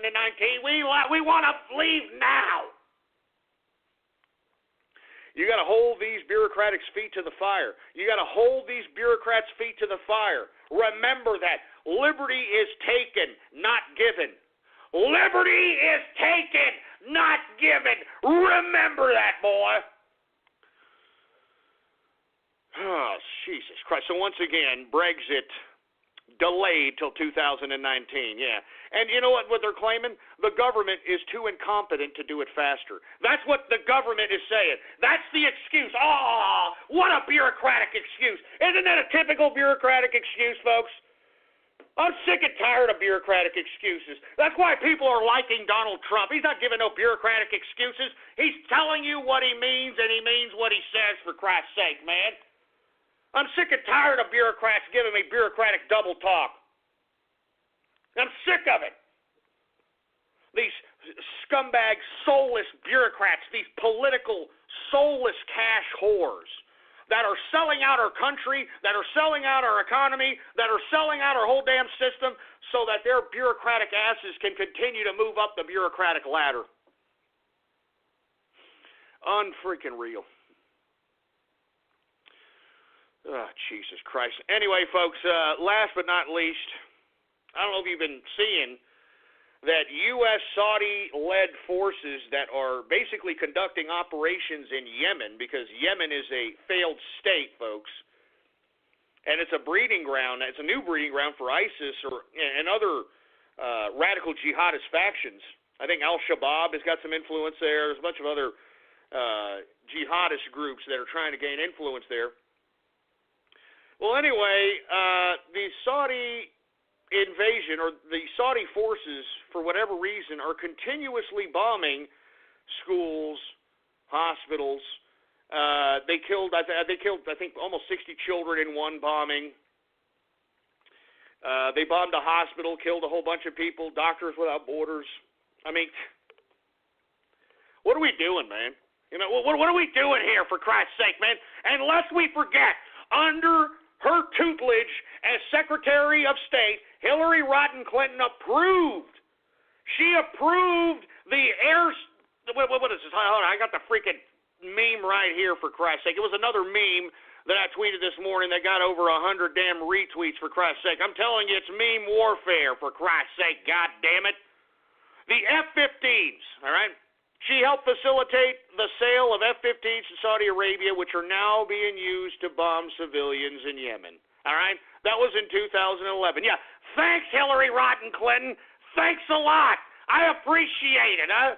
What a sick, disgusting, soulless bitch, this goddamn Hillary Rodham Clinton. I'm telling you, I can't believe I'm sick of it. Anyway, folks, look. I'm going to get to the police brutality stuff here in the post-show third-hour edition of the True Capitalist Radio broadcast. I'm looking at the time here, and I think it's about time for everybody's favorite part of the broadcast, and I'm talking about radio graffiti. That's right, folks. Radio graffiti, the part of the broadcast where the spectators become a part of the spectacle. All you have to do is give me a call right now at area code 425-390-6146.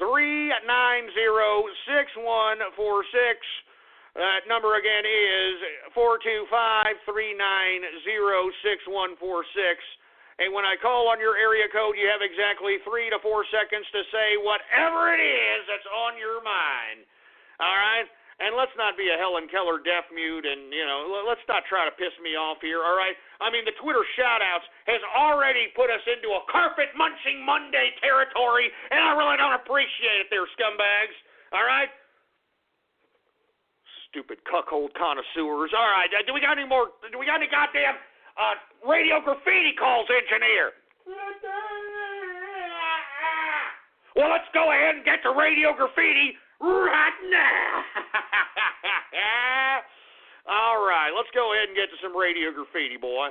All right, who do we got here? We got Anonymous Radio Graffiti. I am your host, the man they call Double Dipper Ghost. And once again, I am going to double dip G with one of my blacks. Hey, Tyrone, are you there, man? What's going on?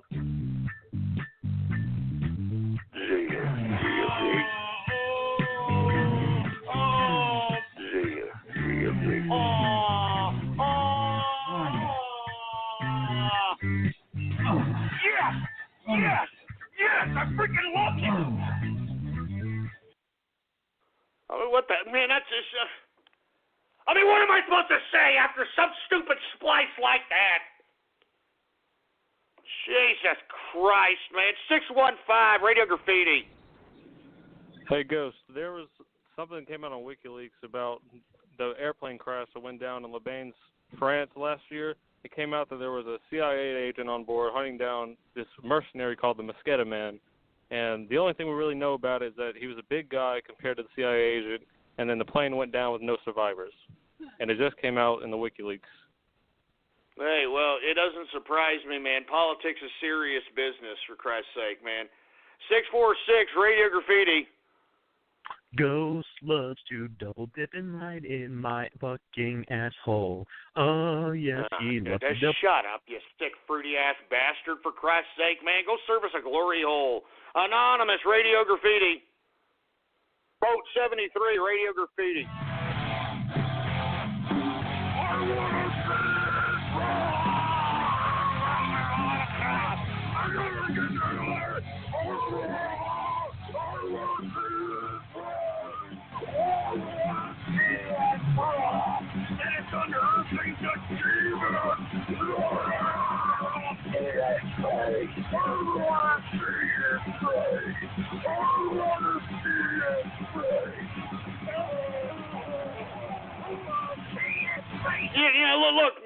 Look, I'm sorry. I'm sorry for going off keister the last episode, man. I know I sounded a little off. People were a little concerned about me. Look, my apologies. I was just a little pissed off, man. I was just a little pissed off at the time because some asshole Homeland Security bastard thought that he had the authority to come up to me, sit down at my freaking table over here, eat my freaking chips like he ain't got a care in the world up in here, for Christ's sake, man. And that pisses me off. And I'm telling you, I just wait till I see that son of a bitch again. That's all I'm saying. I mean, look, I'm walking around out here. I'm not afraid, all right? I'm not afraid. I'm walking around. I'm waiting to see this son of a bitch. I'm waiting. Jesus Christ. Who else do we got here?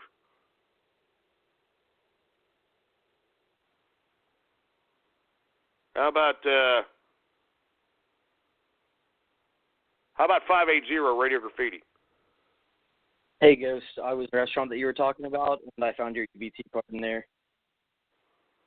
Well, first of all, I couldn't even understand you because your stupid Obama phone, but yeah, okay, whatever.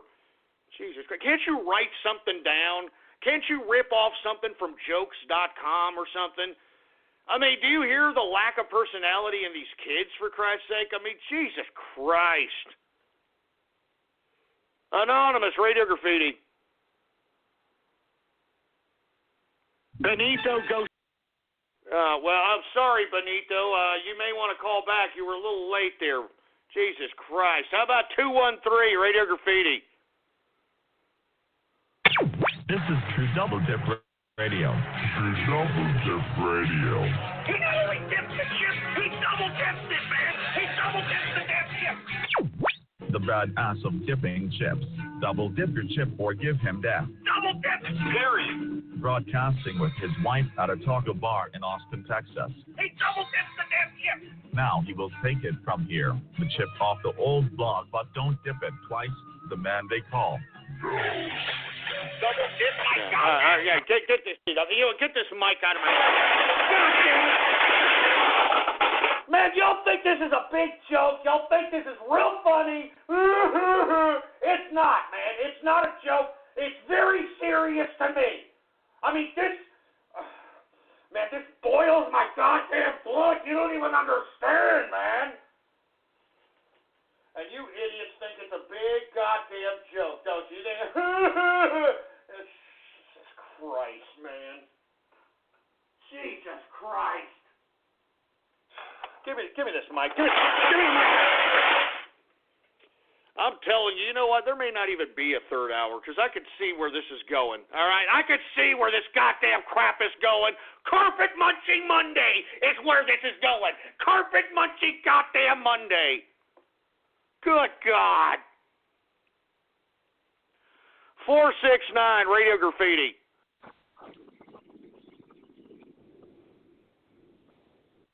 You know what? Jesus. Helen Keller. Shut up. Helen Keller, deaf mute bastard. Jesus Christ. 501 Radio Graffiti. Hey, Ghost is Riding Snake. How you doing? Hey, what's going on, Riding Snake? How you doing? I'm all right. Yeah, I'm glad to hear you sounding a bit better than you was on Friday.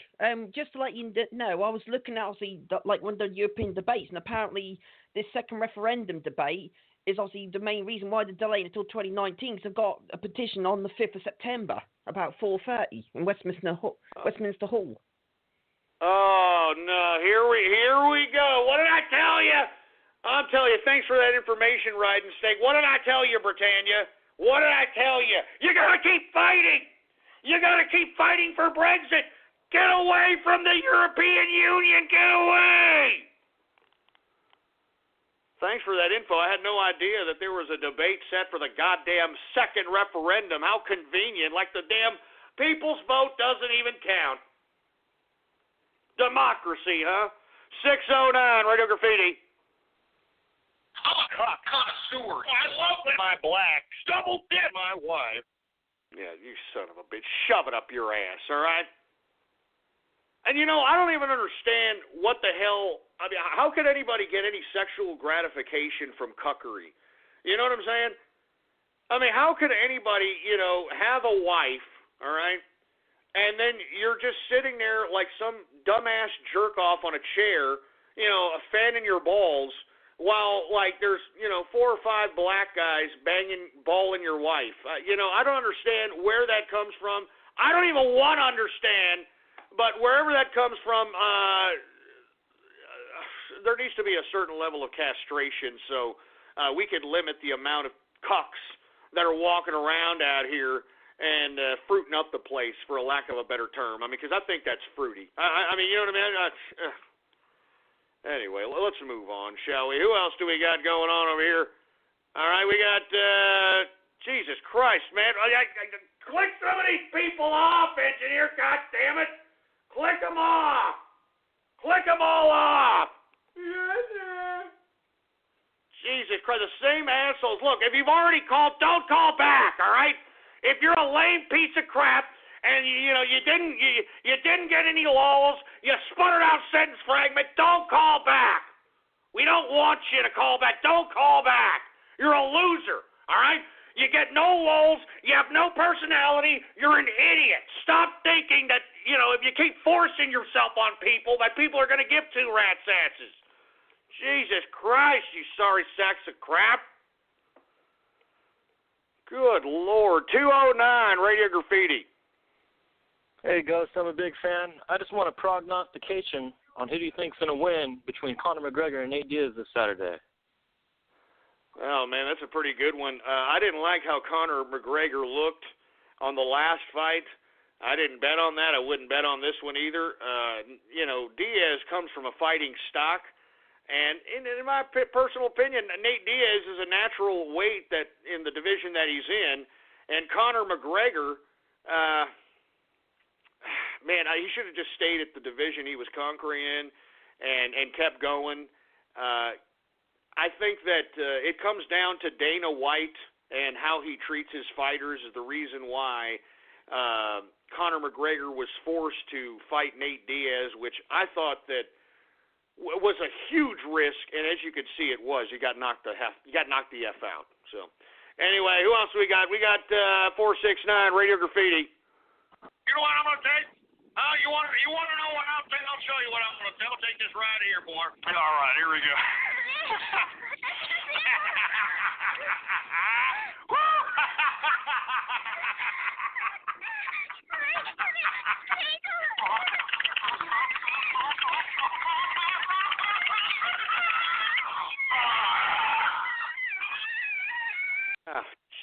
Jesus. Give me a freaking break, man. Give me a break. Oh, Jesus Christ, man. Stop by your friendly neighborhood Albertsons this week for delicious family favorites at great low prices. For a crowd-pleasing cookout, pick up juicy USDA choice beef ribeye, New York strip, or T-bone steak. Bone-in family pack for only $6.77 a pound. Plus, get Coke, 12-pack 12-ounce cans or 8-pack 12-ounce bottles, select varieties, 3 for $10 when you buy 3 with a minimum $25 purchase. Limit 1 reward. Tastier meats, sweeter deals, better summers. Albertsons, it's just better. Fashion emergency hotline. Help. I've got a hot date tonight and I need to look amazing. Just go to Old Navy. Old Navy? Yep. Old Navy's new Rockstar jeans have built-in sculpt to make your bod look va-va-voom. Tell me more. Right now, all jeans are on sale up to 50% off, including kids' jeans and new men's jeans with built-in flags. 50% off? That's right. I think you and your jeans will be very happy together. Jeans that sculpt at an incredible price? I think I'm in love. Thanks. Don't thank me. Thank Old Navy. Valid 8/11 to 8/24. Select styles only. Freaking sick-ass perverts, man. I'm not... you idiots can kiss a third-hour goodbye. I'll tell you, give me the mic. Give me the mic. You can kiss a third-hour goodbye on this carpet-munching Monday, you scumbags. No appreciation. Anonymous Radio Graffiti. I wanna see his face.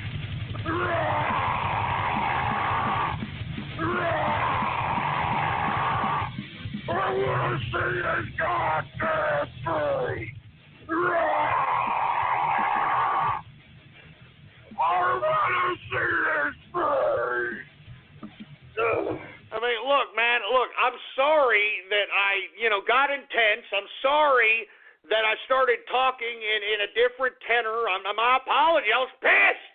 I was angry. I know that a lot of you little fruit bowls that have been raised by single mothers don't know how to do that. But I'm a man, for Christ's sake, boy. And I'm telling you, you idiots wouldn't understand, for Christ's sake. Half of you would have probably gotten down on your knees and serviced the bastard. Jesus Christ, you're so goddamn fruity. Can't even stand up for your goddamn selves, for Christ's sake. 802 Radio Graffiti.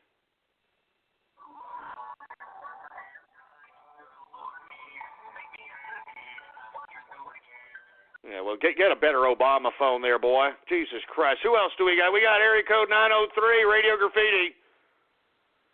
Hey, Ghost, come on. Please give us a third hour. Double dip into your heart and find a conscience, man. Come on. Shut up! Shut up with the double dipping crap, man. I'm tired of this crap. I'm tired of it. Enough of this crap. Jesus Christ, man. Enough. 813, Radio Graffiti.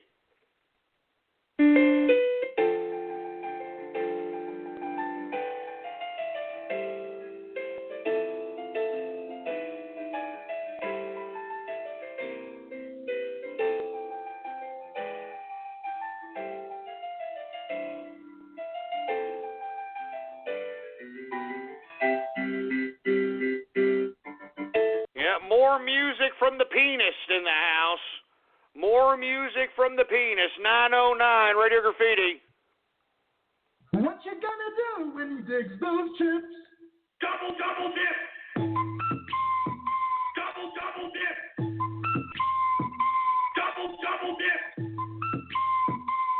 Double dip. I mean, Jesus Christ. I mean, what the hell? I've had enough.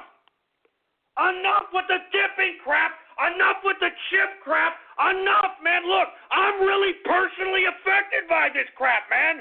I mean, I'm trying to get it out of my mind. But you people keep reminding me of it. You people keep bringing it back up, for Christ's sake. I'm trying to get it out of my mind. Stop it. Stop it. Jesus Christ, man. 205, Radio Graffiti. And I think it's about time for everybody's favorite part of the broadcast, and I'm talking about dipping with Trump. 2 chips, 1 cup.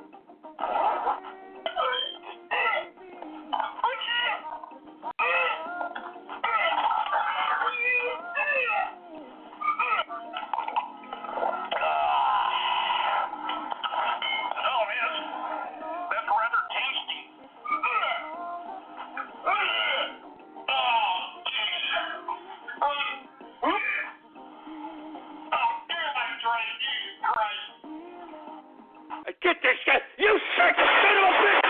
God damn you! God damn all of you! God damn all of you to hell!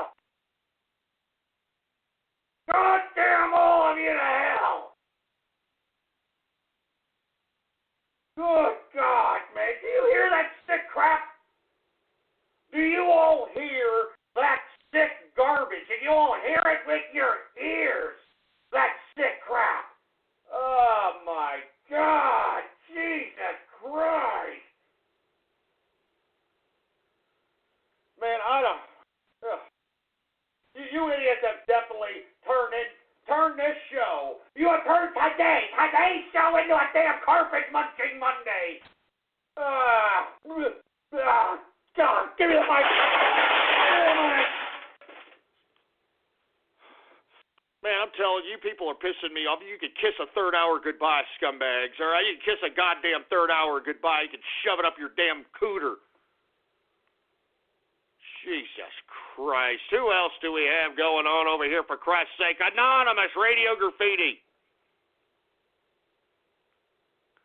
Yeah. This vibrator right now.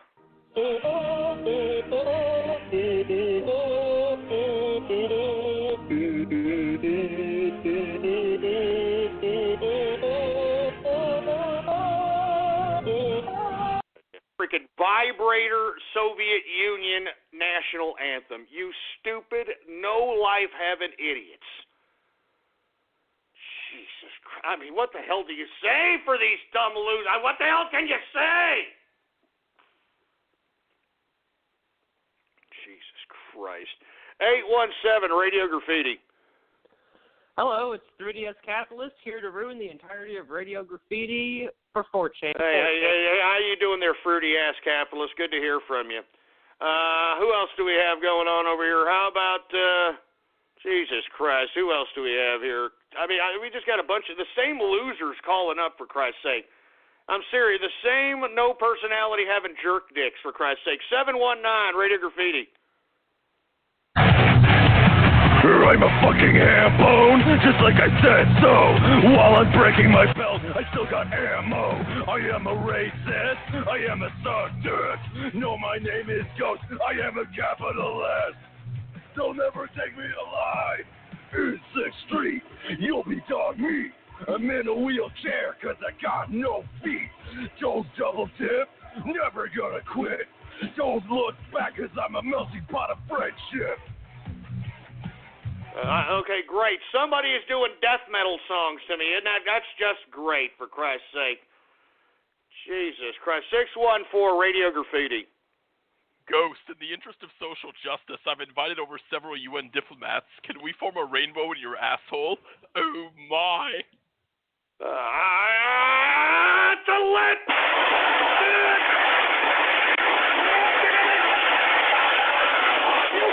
Carpet munching Monday sons of bitches, man. You carpet munching Monday sons of bitches, goddamn all of you, man. You know, my show is serious business. I've got Homeland Security coming up to me because of this fucking show. I got Homeland Security coming up to me because of this goddamn show. And this is what you do. This is what you people do. God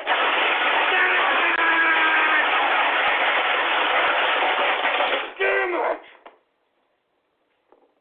God damn it, man. I'm sick of this crap. I'm sick of this garbage. I'm sick of this crap. I deserve respect. Oh. Give me the mic. Give me the goddamn mic. Let me tell you something, you scumbags, all right? I can't believe you people, all right, that you could sit here and do this to me, for Christ's sake. I've got the Department of Homeland Security coming up to me at taco bars, all right? I'm being under surveillance, man. I'm taking personal risk. I'm giving you hours of my life, over 2,500 hours. Or excuse me, 1,250 hours, my apologies. But still, Jesus Christ. Anyway, look, I'm getting the hell out of here. Okay, you people, you think it's funny, the chips and double dip and all the... Shove it up your ass. You carpet-munching Monday pieces of crap. You shove it up your ass.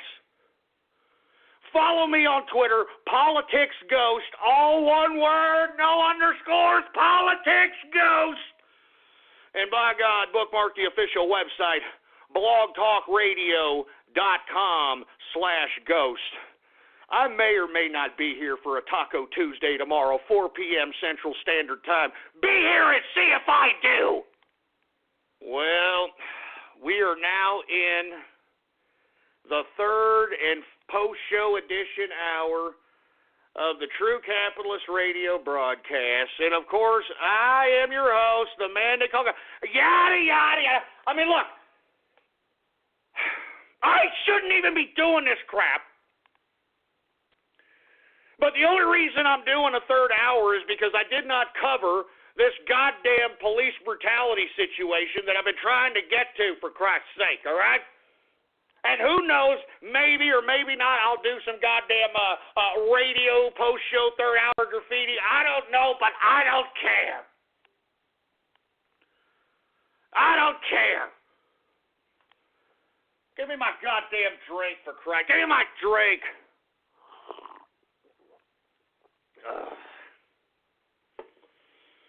Jesus Christ, man. You cauliflowered cockhole pieces of... Anyway, look, let me get to this police brutality situation that I didn't get to in the first show or in the beginning of the show because of you troll terrorists, God damn it. Anyway, police brutality, right? Now, I know that Black Lives Matter wants you to believe that there are black people being mowed down by cops and shot down by cops all the goddamn time, but the statistics prove, folks, that you're more likely to be killed by being struck by lightning than being killed by a cop, unless, of course, you're holding a damn gun in your hand and pointing it at the cop and get shot like that idiot in Milwaukee. And mind you, you Milwaukee rioting pieces of trash, the cop that shot the man was black. The cop was black. The Milwaukee cop was black, you moron. But no, that didn't stop black folks in Milwaukee trying to take it out on Whitey. I didn't see that many social justice warriors out there hanging out, kicking Whitey's ass with black folks out there in Milwaukee. Are you kidding me? Oh, my God. Anyway, look. Police brutality, there is an element within the police force that I will even admit that's a little abusive, that abuses their authority, that believe they're above the law. I mean, I'll be the first one to admit that. But I'm not trying to say that encapsulates the whole police force. What I'm saying is that municipalities and the laws for which they have passed is really putting the police in a position to be more of a tax collector as opposed to a goddamn member or public servant that is supposed to serve and protect the public. All right? I mean, it's a bottom line. I mean, they are more worried about writing tickets and writing citations and, writing warnings and writing court summons and arrests and that sort of thing. Out here in Austin, Texas, folks, the municipality out here, let me tell you, I'm going to leave this town. I am very, very close from leaving this city. I just don't know where the hell to go in Texas. I sure as hell don't want to go to Dallas because that's turning into a war zone. Houston, it looks like it's about to be flooded out, for Christ's sake. So I don't know. I'm thinking somewhere along that I-35 corridor there, somewhere. There's a lot of little nice towns within I-35 from here, from Austin to San Antonio. I've even thought about San Antonio there for a second, but, their municipality is just as bad. But, out here in Austin, Texas, folks, they actually out-regulated a liberal-based type of company like Lyft and Uber out of Austin, Texas. All right?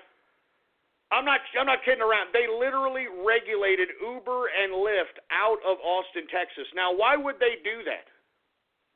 Because, folks, not only do the taxi people in this town have a monopoly over who gets a ride for those who don't have a car, not only does the transit situation, which is a joke, I'm serious, the public transit system in this town is an utter joke.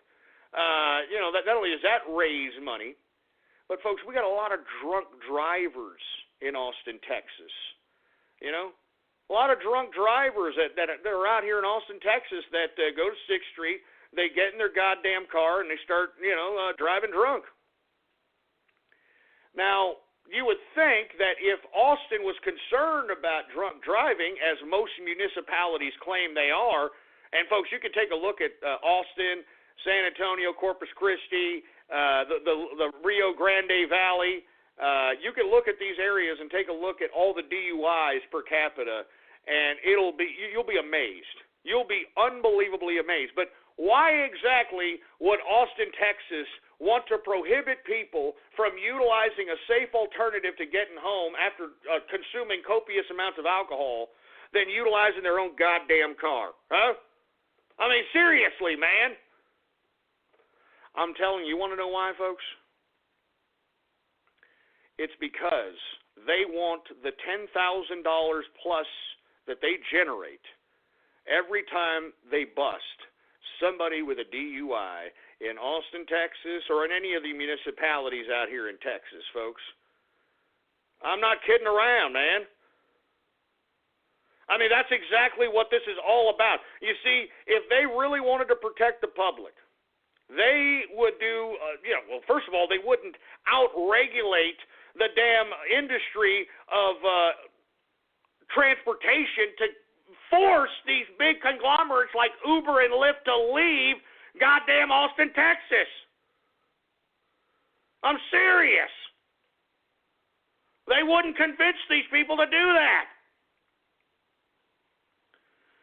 So, once again, folks, this is what the cops have been reduced to. They've been reduced to tax collectors. They're not there to serve and protect anymore.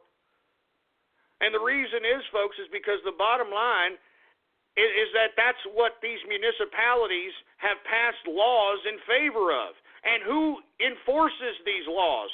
Who writes these citations? Who jails these people? The police. And you see, in the police training programs, they teach you all the tactical means for which to approach perps, to approach dangerous situations. They teach you all this real-life stuff, but they don't teach you how to interpret actual police work. They don't teach you how to interpret that, hey, you don't have to collect for the city all the goddamn time. But you see, cities, they give these officers quotas. They give these officers quotas. I mean, I know for a fact, folks, for an absolute fact, that the Department of Public Safety in Texas purposely forces their officers to go out and write tickets so that they can fund their own overtime, folks. Huh? I'm not kidding around. And look, I'm so confident in that claim, I would challenge DPS if they think that I'm lying. I would challenge them. Because I'm telling you this, folks, this is the way it is. And this is the problem of law enforcement. Law enforcement is not there to serve and protect. It's there to tax collect. I mean, if we take a look at, the situation in which that poor black man, I forgot the guy's name. There's been so many of these cases that have been glamorized. But the one in which the bigger black gentleman was choked out by the cop and literally said he couldn't breathe. I mean, the reason he was being confronted, folks, is because he was selling individual cigarettes on the streets. And because that breaks an ordinance, I think it also, it not only breaks a municipal ordinance, I think it breaks a state ordinance. That's what the cops believe was justification in choking this black man out. And that, in my opinion, was a legitimate case of police brutality. And, it is. But you see, as you can see, they were forced to confront this man, not because he was a criminal, not because he was, doing anything that was infringing upon anyone other than the state, other than depriving the state of, a few little measly taxes. This is what caused this man to die. Now, I can understand that death being protested. I can understand that death being, highlighted as police brutality. But, of course, Black Lives Matter and these folks, they don't talk about police brutality. You know what they do? They just agitate the situation to make violence upon violence. That's all they want. And, folks, this is exactly what George Soros, the Prince of Darkness, wants. He wants to destabilize the United States so it can justify the totalitarian government that he controls, that he owns with his money, can take control of the government and basically rule over us as they see fit. Eric Gardner was his name. My apologies, folks. Eric Gardner was his name. Thanks for the person on Twitter that hooked me up there. I mean, seriously, folks, give me a break. The reason that we're seeing such brutality on such a wide scale, in my opinion, or I wouldn't even call it brutality, I would just call it overstating their authority or overstepping their authority, is because of the municipal systems. And the municipal systems never stops trying to regulate. They never stop trying to tax. They never stop trying to do things. Folks, in municipalities, you could get fined for having your grass too high in some of these municipalities. You can get a ticket for parking in your goddamn in your own property the wrong way. I mean, I could go on and on, for Christ's sake. This is what creates a hostile environment as it relates to the authorities.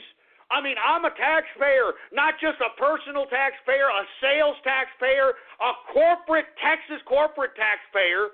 And I know you idiots are going to say, well, Toast, Texas doesn't have corporate tax. Yes, it does, idiot. If you make over about, I think it's this year, I think it's $500,000 a year. If you make over $500,000 a year and you do it under a corporation, you have to pay the state of Texas 1%, all right? So shove it up your ass. So, but what I'm saying is I pay all these taxes, and I am apprehensive on talking to a police officer. I'm serious. I'm not kidding around. I don't even like talking to them. I mean, even when they come up and say hi, I don't even want to talk to them because, folks, they are trained to make a case.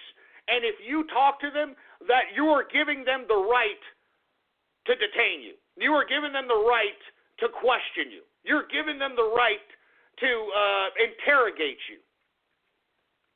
And you see, that's what, D-Ray doesn't tell his fellow black brethren. He doesn't tell them, hey, you don't have to talk to these people. And if they talk to you, you don't have to answer their questions. And if you're going to answer their questions, answer them with questions of your own. And then when they act aggressive, just ask, hey, am I being detained?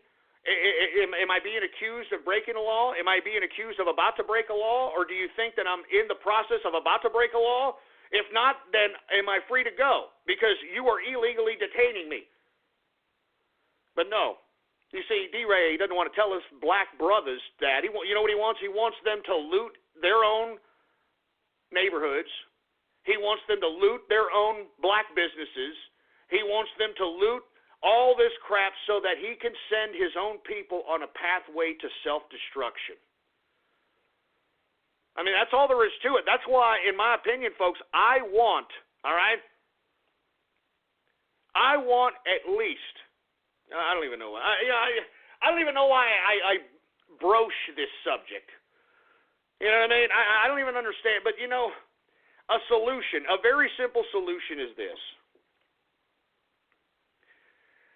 Cops won't be quick to abuse their authority if they've got something to lose. And you see, the problem is not necessarily with the police themselves. It's with their unions.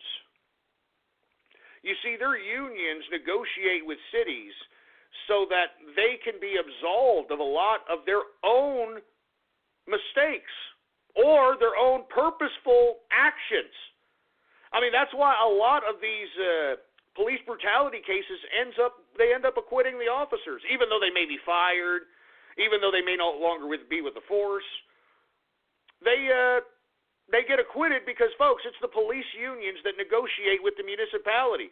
Because, you see, if the police are going to be the ones enforcing what the municipality is enacting, then the police union wants coverage for any kind of physical altercation relating to the enforcement of those rules that have been enacted by the municipality. And you see, this is why what I'm about to suggest will never be a reality, because the police unions will not have it. What I say is I say that every officer should have an insurance policy on them. And I'm not talking about on their life. I'm talking about on them and their actions. Okay? Now, that will pay for any kind of bad misconduct that the officer happens to engage in and puts the city on liability for. Okay? Now, this way, if there's any kind of litigation pertaining to an officer-related altercation that is the officer's fault, this way the insurance covers that particular litigation and it doesn't affect the city's purse. Okay? That's first and foremost.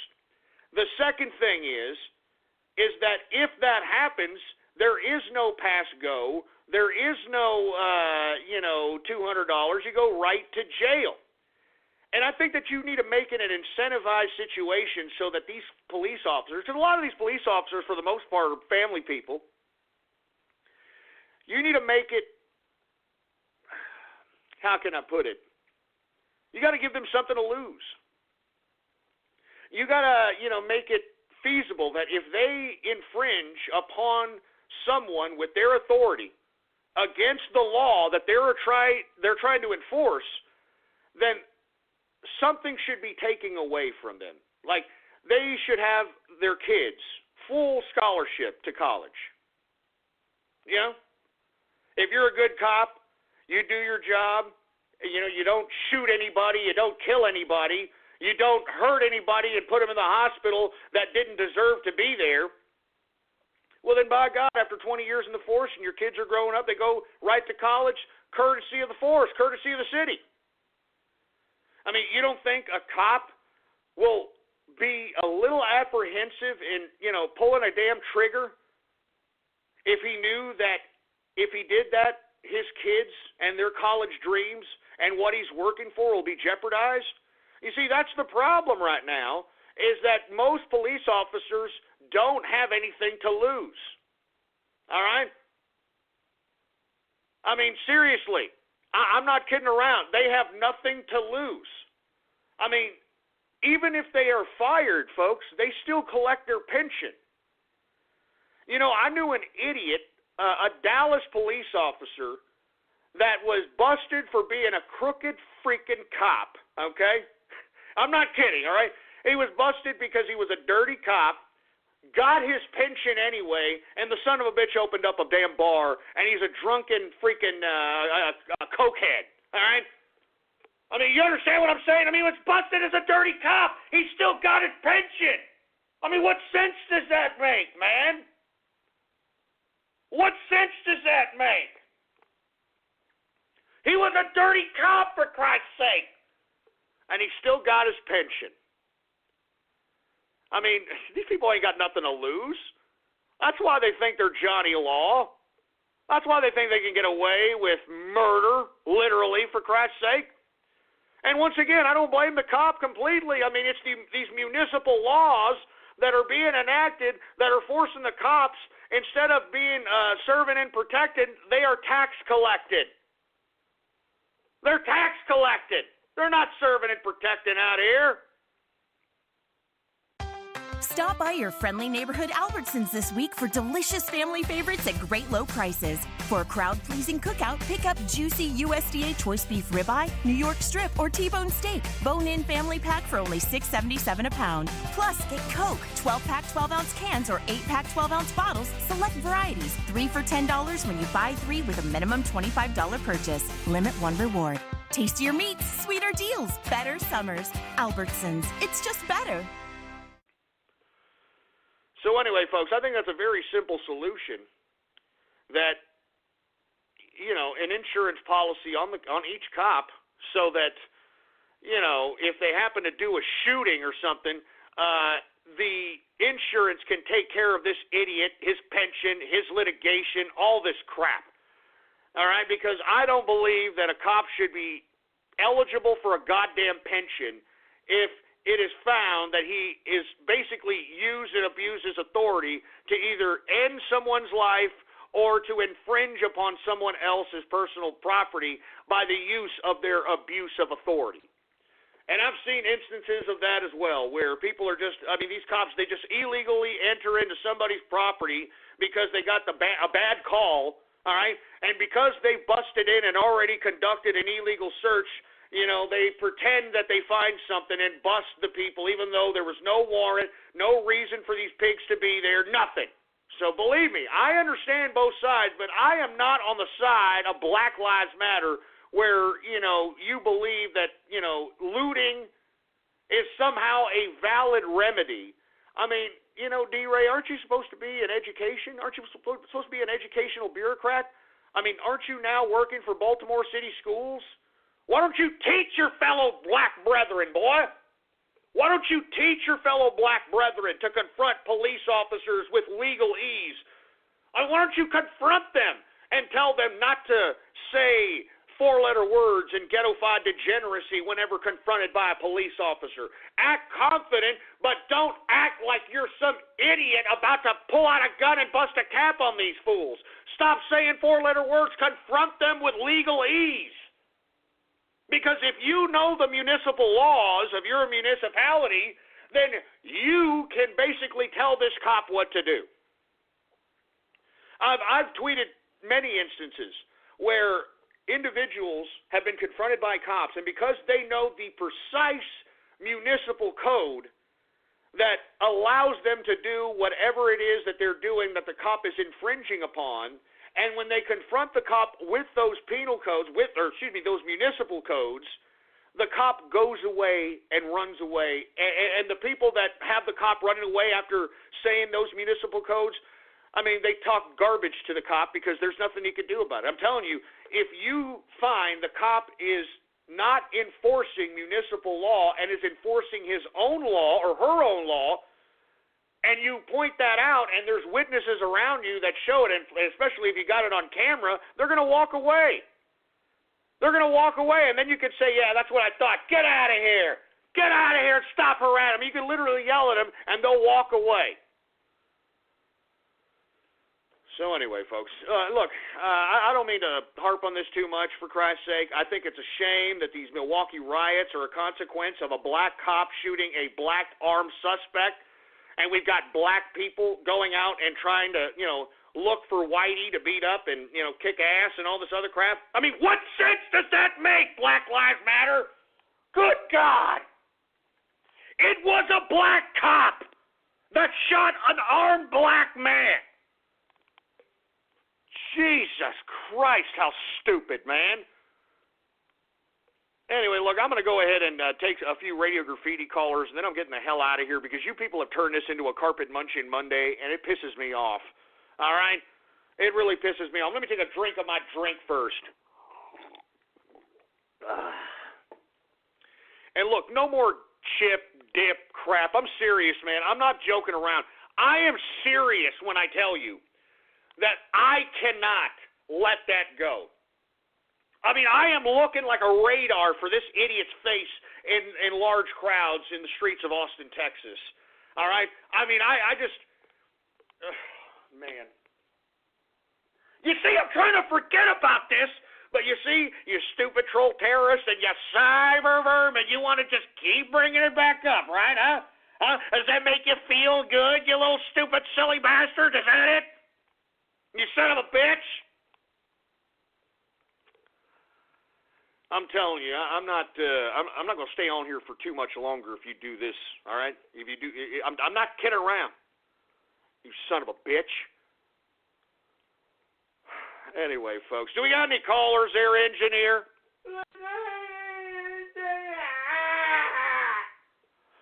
All right, well, let's get to some post-show, third-hour Radio Graffiti right now. All right, who we got here? How about 347 Radio Graffiti?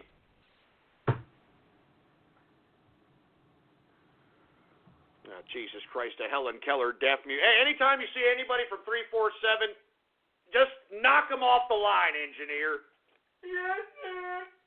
Just knock their asses off the line. They're a bunch of Helen Keller deaf mutes, and I hope they get cancer of the rectum for being an idiot. 818 Radio Graffiti. Hey, baby, is your name Sandy Hook? Because I want to shoot a bunch of kids inside you. Oh, Jesus Christ. You know, that almost sounded lulzy there, but you said it so fast. Can you say it one more time? Maybe it'll sound better this time. Go ahead. Hey, baby, is your name Sandy Hook? Because I want to shoot a bunch of kids inside you. Yeah, that's a little better. That's a little better, you stupid fruit bowl. Jesus Christ. Who else do we got here? We got area code 215, Radio Graffiti. I am scaling Trump Tower with suction cups. Wall crawling's my stick. Hey, you start spinning the web and I'll sue. Jesus Christ, this Spider-Man. Okay, where's the dude with the nasty tube? Shove it up your ass. If that's the best you got, at least you can do it to keep things interesting. I always do it. Can you say how the hell is this? Street pizza. I knew that you could. Uh-oh. Sounds like wrestling. Not your day, pal.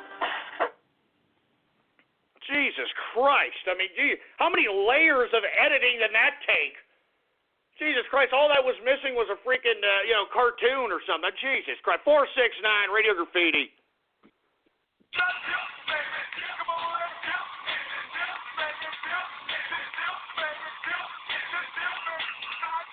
Yeah, shut up, all right? Yeah. Tootsie Roll. Tootsie Roll. Now dip, baby, dip. Dip, baby, dip. I mean, just get the hell out of here, for Christ's sake. What a stupid song that was. That just goes to show you that the 90s was so carefree at the time that crap like that was popular music. Tootsie Roll, Tootsie Roll, Tootsie Roll, baby, Tootsie Roll. I mean, what else was there? Come on, baby, kick those daisies. Look at that girl with the Daisy Dukes on. I mean, give me a break. And where did all that ass music get the black community, huh? A bunch of fatherless children. Not just the black community, white community fell victim to this crap. All right? I mean, give me a break. Just take a look at the welfare numbers. Both blacks and whites, 50% welfare recipients. Unlike the Mexicans, I got to give the Mexicans a little bit of props out here, or the Latinos, I should say. You know, only 15% of Latinos collect welfare, man. You know that? Only 15%. And, you know, Latinos are about to overtake the majority of America in 2020. So that should tell you something. You see, the left, they've been trying to agitate the Latinos to go out there and do these types of riots that you see out here in Milwaukee and Ferguson and all these other places. But these Mexicans, they don't want to do that. They want to go out and work. You know, I mean, the majority of Mexicans, and believe me, I know Mexicans, folks. I'm out here in Texas, all right? We got a lot of Mexicans walking around out here, right? And the majority of these Mexicans, they just want to go to work. You know, they want to, collect their check, and then they want to do like 4 Lorico on the weekend, man. I'm serious. That's all they want to do. They just want to get their check, and then on the weekend they want to, I mean, that's literally all they want to do. So anyway, I mean, that's why you don't have Hispanics out here rioting in the streets like you see in the urban communities out here, right? I mean, Latinos actually want to go out and work, all right? And much props to the Latinos, man. And, of course, if you're one of the Latinos that aren't working, well, then, you're a disgrace to your race. Seriously. If you are not a Latino who's working and who's a capitalist, then you're a disgrace to your race. All right? Cheers to the Latinos, all right? Cheers. And, look, I'm being called racist on Twitter. What's racist about that? What's racist? I'm just stating the obvious. All right? I'm just stating the obvious. The Mexicans, there's only 15% of Mexicans on welfare today compared to 50% of whites, 50% of blacks. I mean, that says everything, doesn't it? I mean, that says everything. I mean, these are facts. These are absolute facts, for Christ's sake, man. So anyway, let me move on. All right, I want to take a couple more callers, then I'm getting the hell out of here, for Christ's sake. And unfortunately, the majority of the people that I'm looking at on the freaking switchboard, they're the same losers that, I mean, man, I'm telling you, these are the same idiots that I call on all the time, and they are just complete boring jerk dicks. I mean, like that idiot that called up, hey Ghost, are you Sandy Hook? I want to shoot some kids. Or Helen Keller deaf mutes, or sputtering out sentence fragments, or no personality having jerk dicks, or assholes that sound fruitier than a goddamn box of Fruit Loops, for Christ's sake. I mean, give me a break, man. I mean, give me a break. You know what? I think I'm going to end this broadcast right here. I think that's what I'm going to do. Because, look, I'm not calling. I'm looking on the switchboard right here. I'm seeing, the same losers, like this fruity ass from 646. Look, hey, fruity ass, what do you have to say, Fruit Bowl? I love you, baby. Finger my penis hole. Keep talking. I love you. See, this is what's waiting on the line all the time, for Christ. Did you hear this? And somebody call this guy, man. 646-770-48. Do you want me to get out the rest of the number? Nah, come on, Ghost. Be cool, man. Well, then say you're fucking sorry and stop acting like an idiot. Say you're sorry. Give me a second. All right, man. But seriously, man, I love your show. Remember that, dude. All right, I'm sorry. I didn't ask if you fucking love the show. Say you're goddamn sorry. I say the last two numbers, you son of a bitch. Stop acting like an ass-be-tard. I'm not joking around, you fucking idiot. You fucking say sorry or I'm fucking saying the last two numbers. Oh, all right. Fucking sorry? Yeah, good, you stupid ass-be-tard. Now get out of here! Get the hell out of here! You son of a bitch! And get a personality, and if you can't get one, well then find one, you stupid loser! Then find one! I'm sick and tired of these single mother whore larvae! I'm sick and tired of these single dirty dish rag whore larvae calling me up for Christ's sake and making themselves look like utter idiots. And look at him. Look at this idiot that I just almost gave his number out to. Listen to him. I mean, he's such an idiot, he didn't even know how to react. He didn't even know how to act. He didn't know how to sputter out a sentence fragment. He didn't even know how to defend himself, for Christ's sake. I mean, Jesus Christ, I could read his single dirty dish rag whore mother all over that asshole, man. I mean, just by listening to him, I can hear him. I can hear that dirty dish rag whore single mother of his coming right through him, for Christ's sake, man. No manly dominance. No kind of goddamn nothing. No personality. No goddamn self-esteem. Nothing. No testicular fortitude. Nothing. Nothing.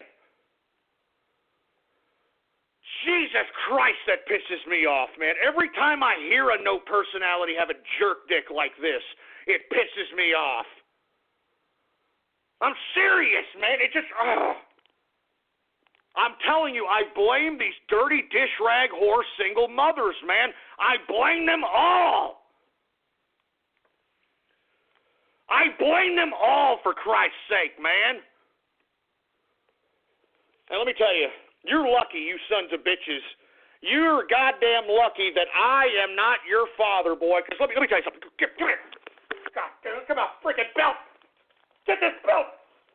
God damn it, if I was your goddamn father, you goddamn dirty dish rag whore, single mother larva, I'd take you to the damn woodshed, boy, and I'd show you. Yeah. I ain't made a man of you yet, boy. Ha!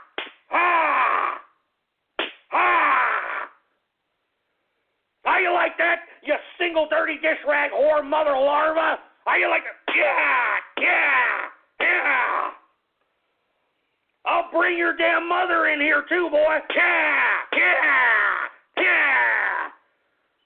I'd bring your damn mother in here, boy. I'd whip her ass for shitting out a goddamn fruity ass, no personality having jerk dick like you. Yeah.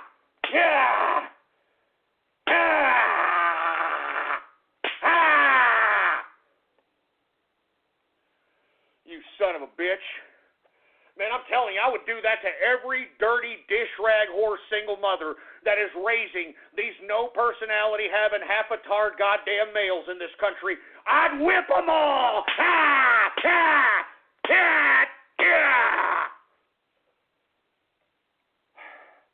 Take that, boy.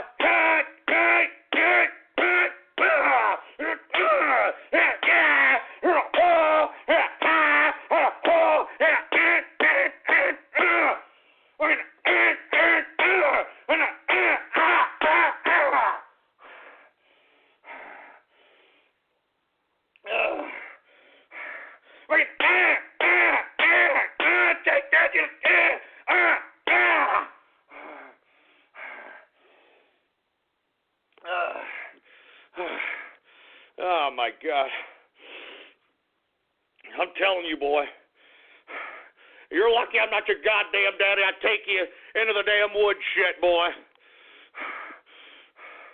I'm telling you, boy. I'd take you into the damn woodshed. You know it, boy. I know that you sons of bitches are intimidated by the manly dominance that I'm throwing around this internet. like it ain't shit. I don't blame you, boy. I don't blame you.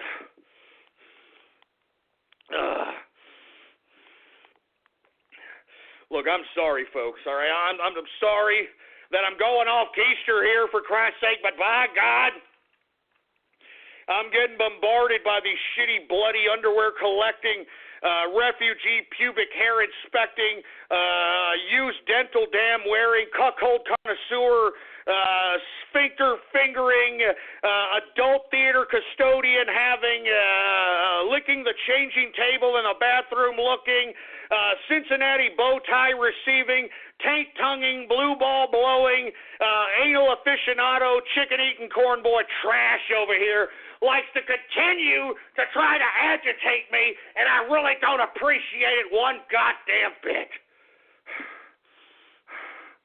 I'm telling you, not one goddamn bit, for Christ's sake, man.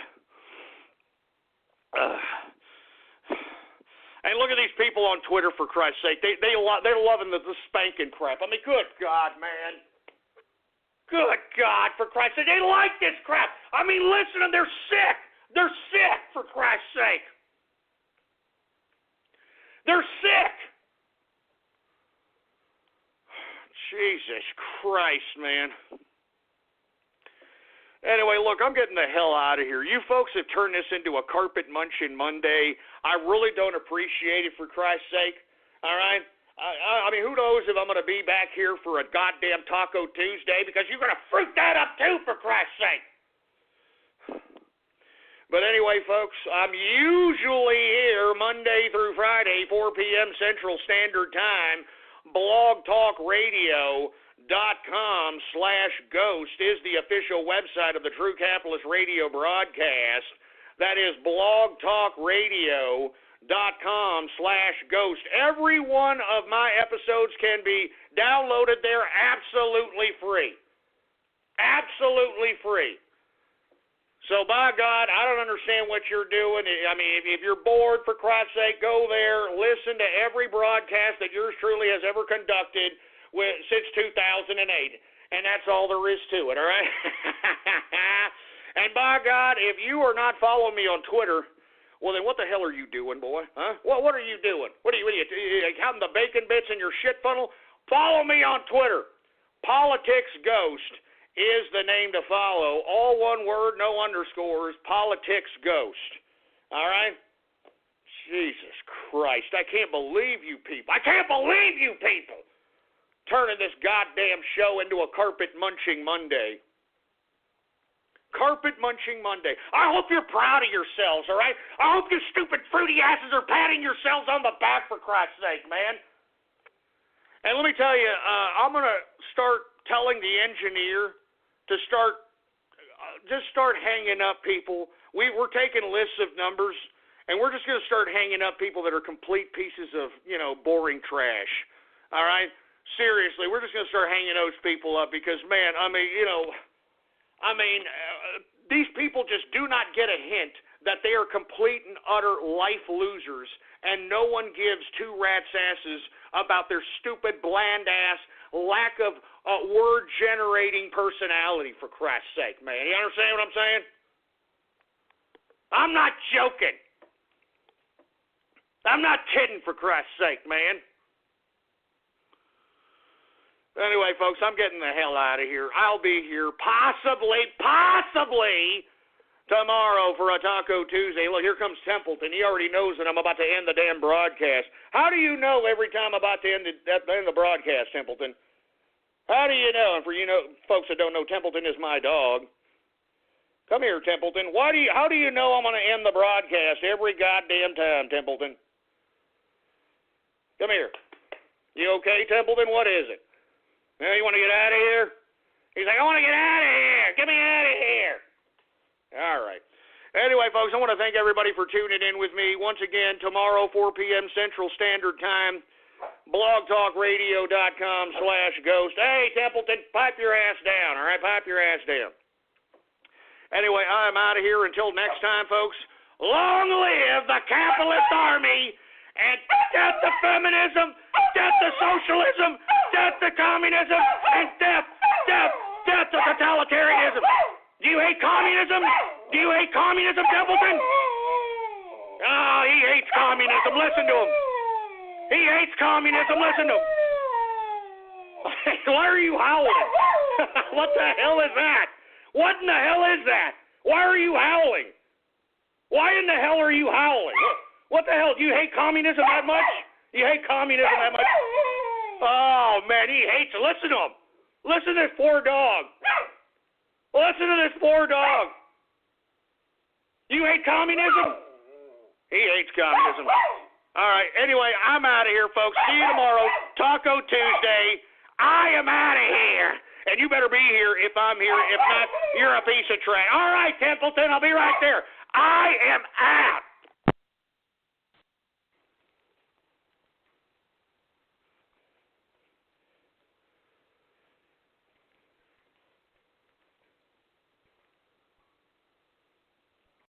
Look out in the street there. You know what you don't see? My car, because I had to sell it to pay the lawyer I hired when I got busted for drunk driving. You know what else you don't see? My girlfriend, who decided that a guy with no car and no license and no money was no fun. And hey, you know what else you don't see? You don't see me leaving for work in the morning, because I missed so much time with court and everything that I got fired. Drive sober or get pulled over. Paid for by the National Highway Traffic Safety Administration. Stop by your friendly neighborhood Albertsons this week for delicious family favorites at great low prices. For a crowd-pleasing cookout, pick up juicy USDA choice beef ribeye, New York strip, or T-bone steak. Bone-in family pack for only $6.77 a pound. Plus, get Coke, 12-pack 12-ounce cans or 8-pack 12-ounce bottles, select varieties, 3 for $10 when you buy 3 with a minimum $25 purchase. Limit 1 reward. Tastier meats, sweeter deals, better summers. Albertsons, it's just better.